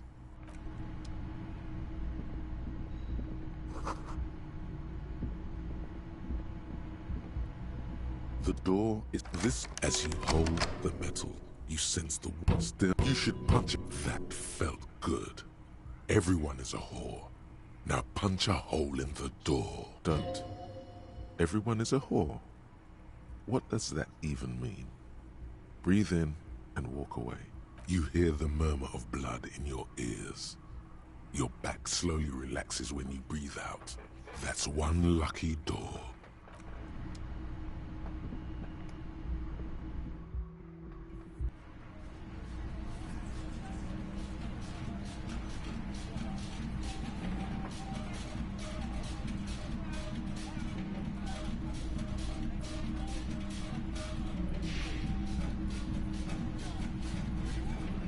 Morning. I've got some good news. I took care of the body. The thought of him decomposing in my MC wouldn't let me sleep. I'm just glad he's gone. We have other matters to attend to. The Union muscle finally turned up, and they look rowdy. We need to talk to them. I mean ungovernable. Martinez isn't exactly enthusiastic about the RCM being here. They prefer to be policed by the Union. These men here, men who drink beer for breakfast. I have no doubt these are the hearty boys Emma told us about. The ones who keep the peace around here. And the big one must be Hardy himself.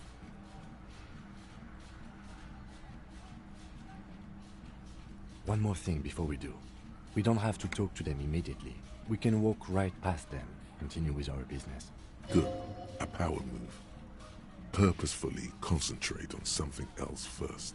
Yeah, streetwise. Zoom right past. Do it on your own terms. They're in no hurry to leave. They think they own the place. Anyway, I leave that choice to you. Whatever you decide is fine by me. Can I help you?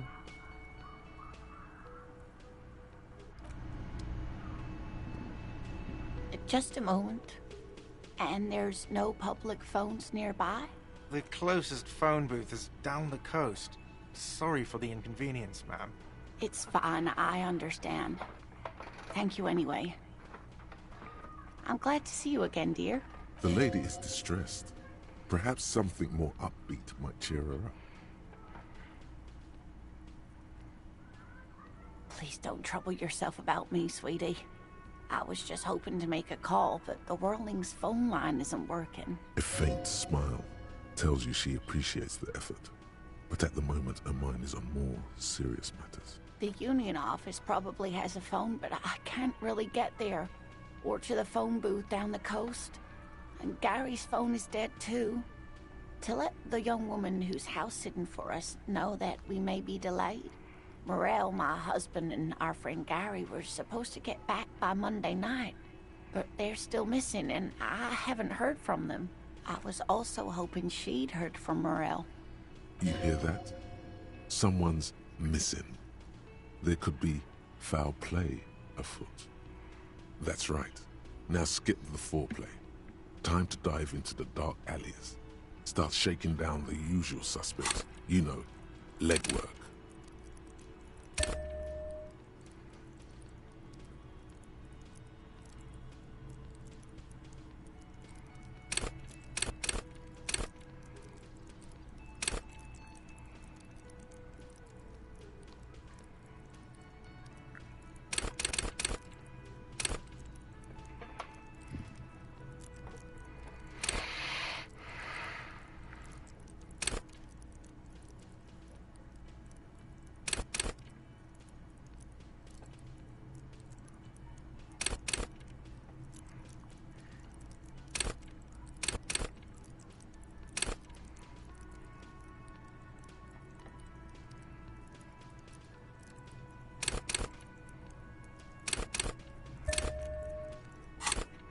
Doing some good will alleviate the hangover. At least you're of use to someone.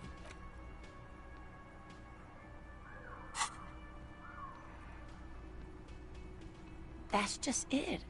This isn't like him at all. He always plans his expeditions so carefully. A cold breeze hisses through dense thickets of reeds. Something sweet in it, somnolent. A damp chill goes down your spine. When you look around, you're still in the whirling in rags. You have more important things to worry about. Just some field work, sweetie. Morel is a highly trained scientist. He and his assistant Gary are studying an extremely rare species of insect. But they should have returned by now. They were just going down the coast across the waterlock to set a few traps. He said they'd be back on Monday. What could be keeping them? The waterlock. That was broken. Could this be it? Oh, sweetie. It's nothing like that. Gary's as loyal as they come. I'd trust him with my husband's life any day. Oh my. What happened to the waterlock? Well, Whatever the cause, I'm thankful. To both of you. You've spared me another sleepless night. You're welcome, ma'am. I hate to ask, but if your investigation takes you to the other side of the coast, please do keep an eye out for my husband. This will surely lead to a cryptozoological mystery with that extremely rare insect. And if you see him, let him know Lena is waiting for him here at the Whirling. He gets so tangled up in his work that he may not know the water lock's been repaired. And it's cold out there. Oh, you're such a dear.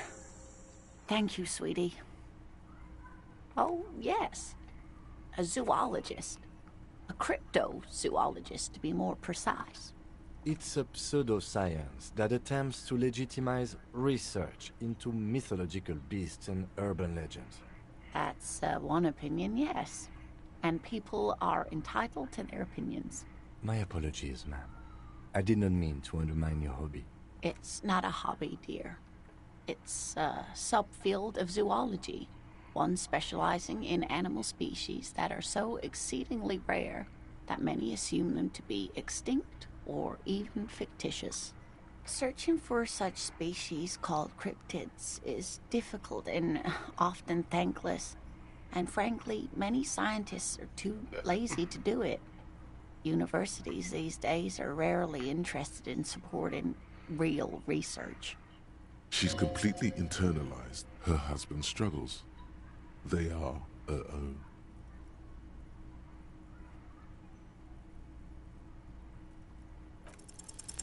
There's really no point in manipulating anyone. She'd be only too pleased to tell you about her work. Go on and ask. Oh, I'd be delighted. Truth be told, I could really use the company too. One cryptid, not a couple. One. This won't turn into some kind of cryptid extravaganza. And I don't. Just one. Or he'll be disappointed in you.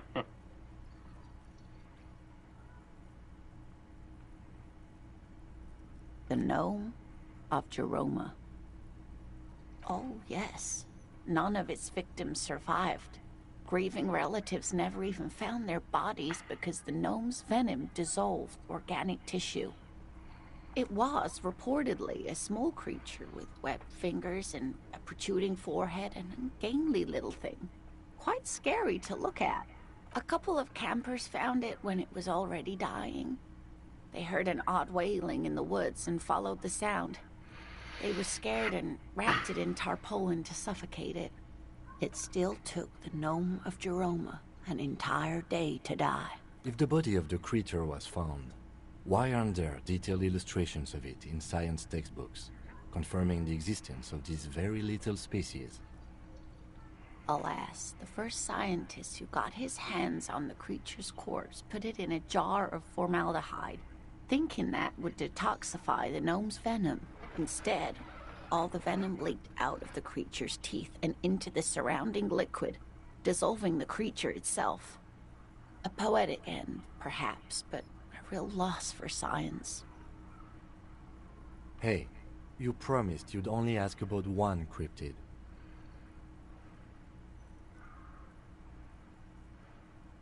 I'm glad you see it that way. Did we have anything more to do here? Oh dear, I'm not sure where to begin. Well, his expression is slightly grumpy, but his eyes are always bright and curious, like a small boy's. And his palms are quite coarse from all the field work, but he's quite gentle. It's always a challenge to describe the person you know best in the world. Oh, well, he's a bit shorter than you, but with a larger frame.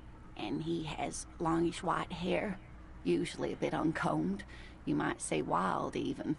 The lieutenant pulls out his notebook and begins jotting down the woman's description. One other thing, he'll likely have all kinds of field gear on him, even if he's not out in the reeds, you know, just in case. We'll be celebrating our 16th anniversary this autumn.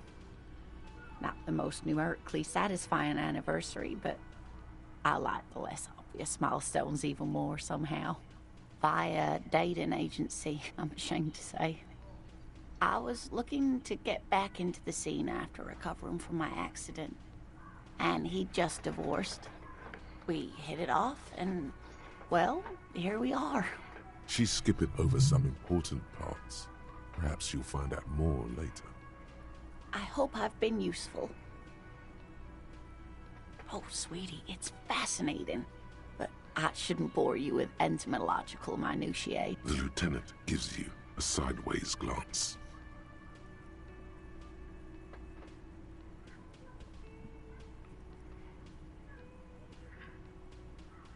Well, it's a phasmid, technically, but... Oh, yeah. Here comes the interesting. Where other phasmids imitate sticks or leaves, this one's a living reed. It disguises itself among the reeds here on the Insulindian coast, hence its name, the Insulindian phasmid. Perhaps you'll end up co-discovering the phasmid with us, officers. There's a touch of awe in the way she enunciated the creature's name. I knew it. We're gonna be chasing made-up insects with cryptozoologists. It's not made up, officer. I can assure you. There's a hint of defensiveness to her retort, but also confidence. She seems to sit up a little straighter in her chair. It's simply elusive, so much so that most establishment zoologists doubt it exists at all. Not at all. Why else would it hide itself so carefully? Yes, it can blend in almost perfectly among the reeds. It's how it stayed hidden all these years. Centuries even. Oh, I doubt it. No one gets into cryptozoology for the money, sweetie. Well, some teenagers making out in the reeds saw one. They didn't know what it was, of course, but there was a brief article in a local newspaper about their encounter with a ghost insect that looks like the reeds. Gary sent us the clipping. Interesting. Maybe the phasmid made the teenagers make out. I doubt it. It's not like teenagers need much encouragement in that regard. Of course, most phasmid sightings turn out to be false alarms, but their description matched the Insulindian phasmid perfectly, and they didn't even know what they were looking at. Oh dear, I'm afraid I'm not explaining this very well. It is very special. Morel can explain it all much better. I wish you could hear him describe it. Then you'd understand, I'm sure.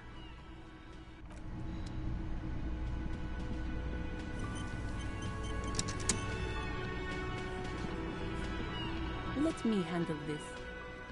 You seem a little different today. Less hospitable. You are far from home, Lieutenant. This isn't a district known for its love of self-proclaimed militiamen. Not a muscle moves in her face, but her eyes trace yours, stern and perceptive. You are looking for Titus Hardy, who you think has information on a murder the RCM is investigating. You want to interview him. That's Titus. Talk to him, but know this. I'll be keeping an eye on you. No strong-arming, nothing official. The District of Martinez does not recognize your authority to make arrests. It doesn't matter if you recognize our authority. We will make an arrest, if we have to. She says nothing. Her glare speaks for her. You're sure Easilio mentioned something about a lawyer, Elizabeth someone, but you're too dumb to remember what it was. How is that sign cleanup going, huh? Fuck the police and all that? She said she would clean it.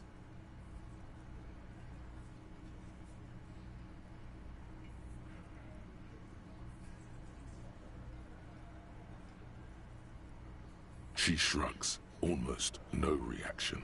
It's in there. She's just stonewalling. I have heard about your medical condition. People talk, and I have no patience for it. Or pity. A cheap deflection, but brutal. This did not have the effect you desired, but it did something. Obviously, I'm a lawyer, a legal counselor for the Dock Workers Union.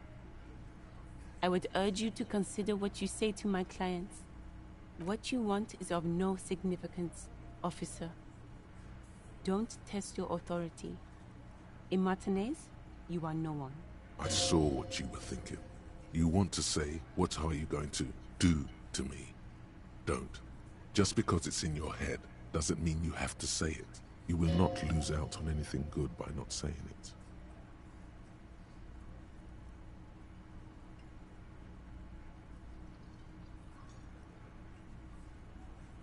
Aggressive? You make your living enforcing violence. These people are just dock workers. So you were spying on us, and now you represent murder suspects. Just dock workers. We've talked to Everard Clare. We know who these men are. The Union's militant wing. Listen, you moral intern lackeys. You're a mob, enforcing the unlawful privatization of Revachol.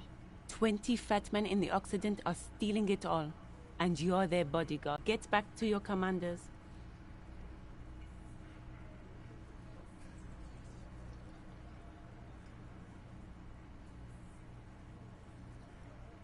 Get sober. Do your job. Ask your questions and get the hell out of Martinez. What are we going to do to you? You were specifically asked not to say that, and then you said it anyway. You junior delinquent. But you still did. The Union isn't going to do anything to you. It is not a crime syndicate. It is a labor organization. If anything, it is the RCM who do things to people.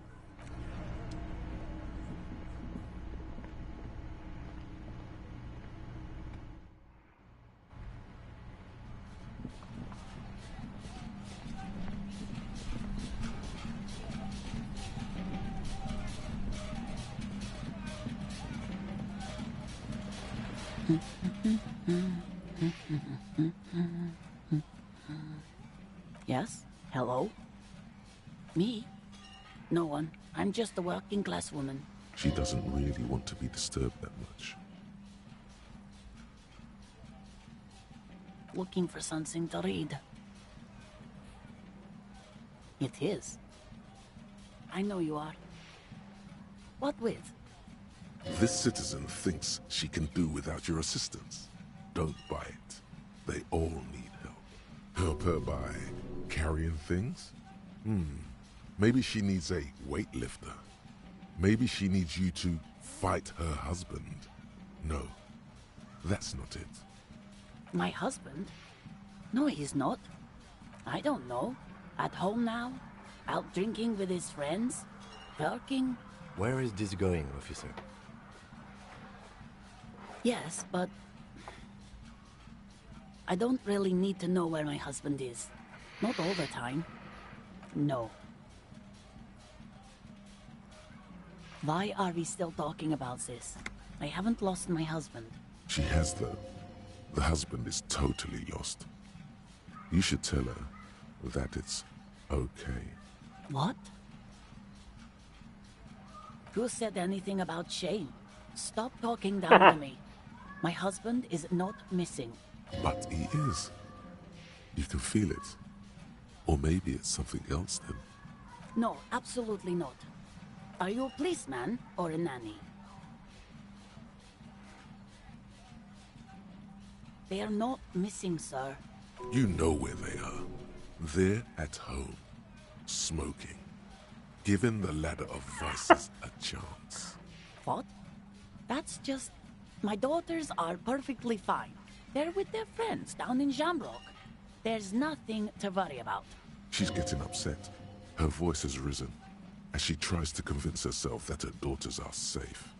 They're almost grown up now anyway. They're past the age they need me protecting them from everything now. What is this doubt you have then? Something has happened here. My youngest girl, Jolie, is just shy of 16. Jenny, she is turning 18 next month. But we shouldn't even be talking about them. Why do you need to know this? Haven't I repeatedly told you that they're not missing? That they're in Shamrock, safe and well, at some stupid party? Did someone say party? You could use a party. Hunt it down. A killer party? What is it with you and Pope Staples? My God. Please, no more talk about my daughters. They are fine. I don't mean to disrespect, sir, but you are being a bit of a cockatoo here. For what it's worth, I agree. But cockatoos can't be stopped when they get ladies. It's better to indulge him at this point. Nothing. Go read up on them if you're so interested. There's a great book in the bookstore. Maybe you should. What if the cockatoo is your astral captain? Or your heraldic bird? Wonderful. The store is open. Her hands move over the book covers. The tips of her fingers look rough, stained with yellow. It seems like she has spent... I don't... For what it's worth, I agree. Nothing. Maybe you should. What if... Please, let's do. The woman...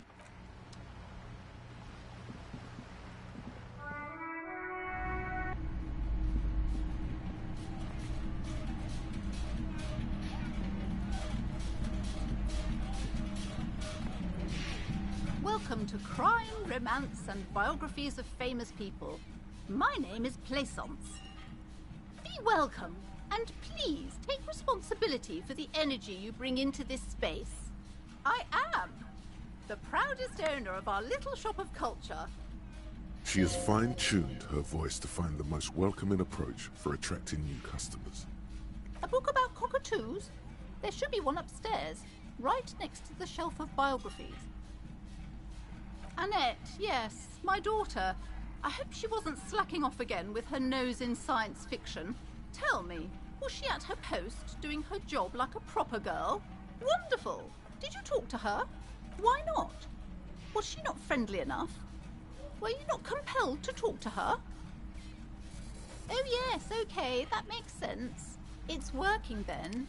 Yes. Do browse our books, sir. As a young girl should be, with the proper attitude, she'll have a bright financial future. The woman before you scans the store, her shoulders rigid and tense. Then why are you talking to me? Everything is on the shelves to browse.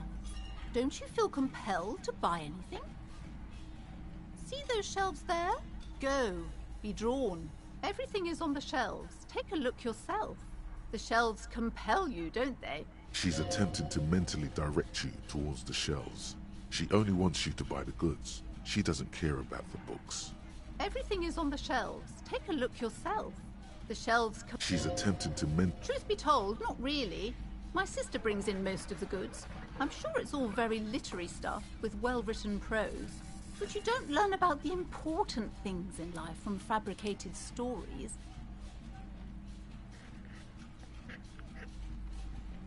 I provide a valuable service. As long as people buy books, I'm fine. The truth is available if you just know where to look, and you have to open and free your mind to understand. She smiles and nods, seemingly relieved. Wow, you work hard. Oh, yes, you hustle. You're a provider. It's tough out there, but you keep it real and provide. Oh yeah, like a horse, a workhorse, for hard work. Look at yourself. You're a human pedometer. You must have walked 200,000 steps down cracked asphalt, mosaic, sand, and linoleum after you re-emerged. That is the sign of a hustler who never gives up. The world is harsh and people are evil. You didn't make it that way, and you won't let it break you. You ride. That's just what it's like, life and death. But you got gills on your side, baby. Got those black papers with the faces of the innocents on them. You bring in the Franco-Negros and the Solas. It ain't easy, but you do it. Day in and day out. You didn't make the rules, but you won't lose. You're a cop, and a sprinter, and a money printer. Yeah, you're in the sales business. Shake 'em for shit and then pawn it off. Law officer style.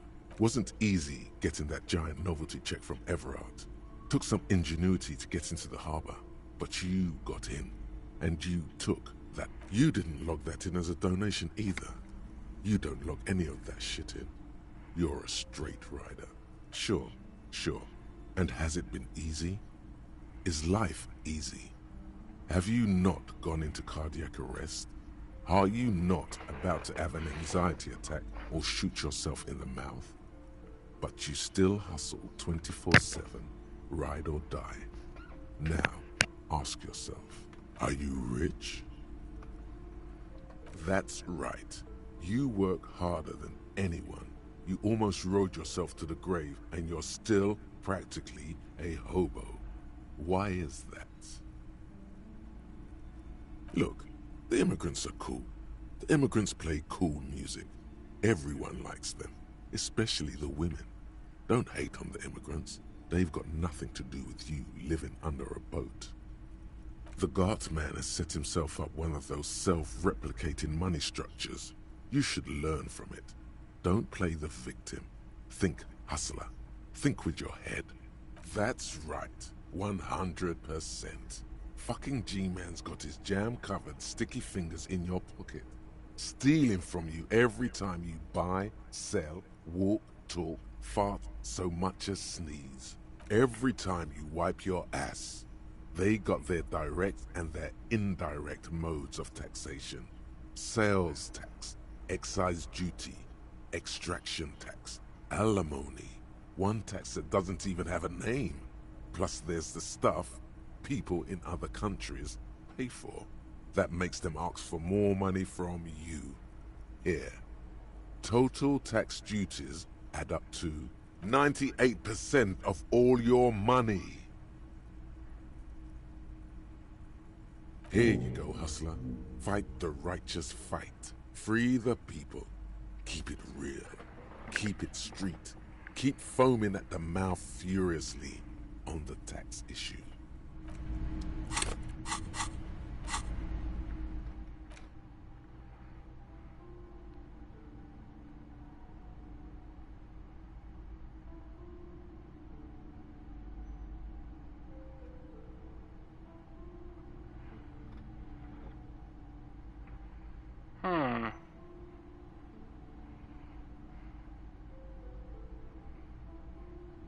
I've got a skill point.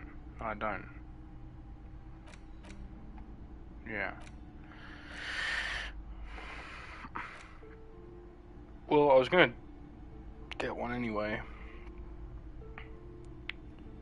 So I'm sure we'll level up soon. I'll do that. Can I look at these others? No, you can't. Okay.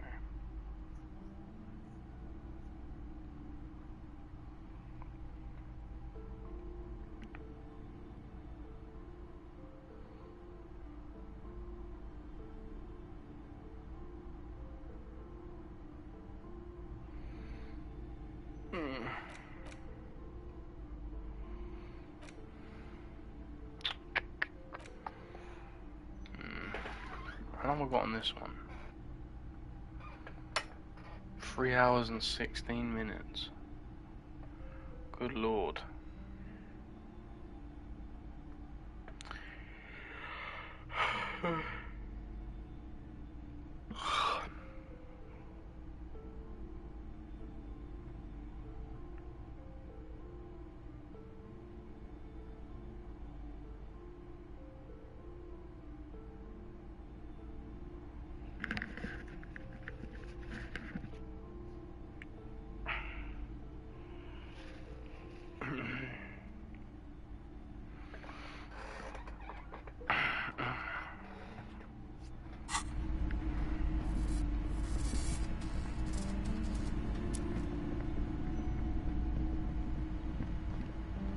These shelves are overburdened with books from the same series. You see the name Dick Mullen over and over. A couple of spook novels hide amidst all the detective books. Thrilling tales of spycraft and daring do. Oh, crime, robberies, murders, even sexual crimes. We're fortunate to have Dick Mullen and his stories to sort all that out. You're a police officer, apparently. You should buy all of these. They really do teach a person how to be a proper detective. Sex crimes did pique your interest, but still, this Dick Mullen person only gets your pleasure centers down. Crime fiction is a disgrace. An asinine misrepresentation of the physical attributes of the arduous everyday work of actual police officers. These books greatly overstate up on leads and eliminate dead ends. Furthermore, they have no idea how hard it is to simply remove a body from a tree. What's more, they completely ignore the psychological hardships of year after year coming into contact with people during the worst days of their lives. Not a single mention of all the stress this work creates upon the officer's family. Detective fiction just doesn't tell the truth at all. Now, would you like a list of all the books found on the shelf? You see Dick Mullen on the job. Get Me Mullen. The Stalwart Adventures of Richard P. Mullen. Dick Mullen and the Murder in the Orchard. The Sordid Affair of Dick Mullen. A killing is declared. Dick Mullen in the Murder House. The Final Case of Dick Mullen. An Obvious Lie. Dick Mullen in the Clock Tower. The owner turns out he fated to solve a case. Shelves filled to the brim with A sulfur-crested cockatoo sits on the cover, its beak slightly open. It looks as if the bird is calling out the book title. From A to Zurich, a guide to a well-behaved cockatoo. Turns out that there are so many different cockatoo species, and they all have behavioral problems. It's a must-have if you own a cockatoo. I've heard they're quite capricious.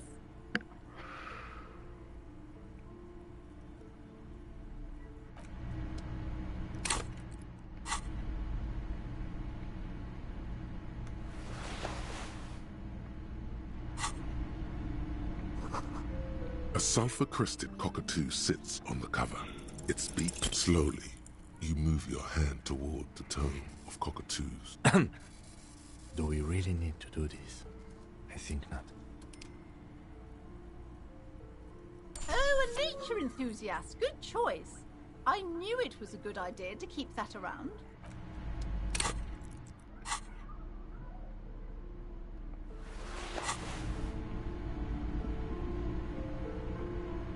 Several maps have been attacked. The maps look old and faded. Your eye...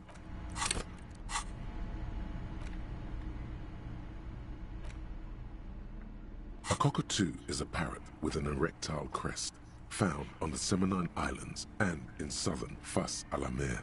Known for their intelligence and general precociousness, cockatoos are popular birds in aviculture. However, they often exhibit various behavioral issues. This book talks about the delicate nature of toos, as well as introducing some of the most popular species among the bird enthusiasts. The funeral cockatoo, the major majestic cockatoo, and the most common bang-bang cockatoo. It's colorfully illustrated. Where to even begin? All cockatoos are known for their needy natures, requiring attention for at least 2 full hours a day. They love to talk, and have been described as lovable clowns who just don't know how to wrap up. Pet owners also report moodiness, loudness, and hostility as recurring issues. If left unsatisfied, cockatoos may scream non-stop, pluck their feathers, or become aggressive. It is not recommended to get a cockatoo if you're not able to cook them food every day and give them the full care that they need. These birds will never understand that you have a life of your own. You're right. Cockatoos are magnificent creatures. They love to perform, cuddle, and show off, and will even scream for fun, often as loud as up to 135 decibels. Ouch. That must hurt. This is a yellow-tailed black cockatoo.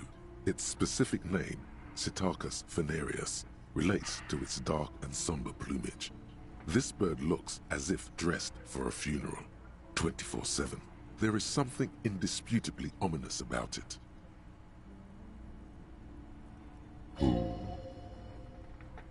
Perhaps the most impressive of all the species, the endangered major majestic cockatoo, is often described as the most flamboyant bird in the jungle. Its pink-colored wings and flowing crest embellishing its proud and bumptious nature. In the words of poet-explorer Sir James Fournier, few birds more enliven the monotonous hues of the verdant forest than this big, bold, and beautiful species. It must be glorious to behold, dark pink and snow white. Despite its banging name, the Bang Bang cockatoo is actually the shyest of the species, common in almost all Seminoles forests, as well as zoos and homes all over the world. Its plumage is mainly grey and white. The Seminoles name, Bang Bang, is thought to be of onomatopoeic origins. The bang is for all the scary things in the world that may happen at any time. Yes, but all those cockatoo species are so different. Which one are you? You're right. Your Majesty embodied. This big, beautiful bird belongs on your heraldry.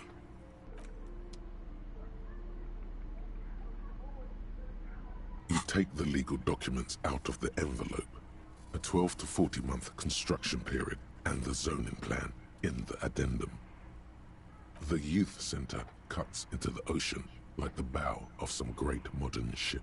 Apparently, it's going to cover most, if not all, of the street and the square between the existing houses. It's 3 stories tall. I did not mean to do that. I'm no property lawyer, but it looks fine. I like the print size. They're not selling or leasing anything. It's not the perfect solution, but... There doesn't seem to be anything of interest here. No fine print. You're smart. You can read. Oh. Yeah. We'll end it here, since no one's watching. But I will continue playing.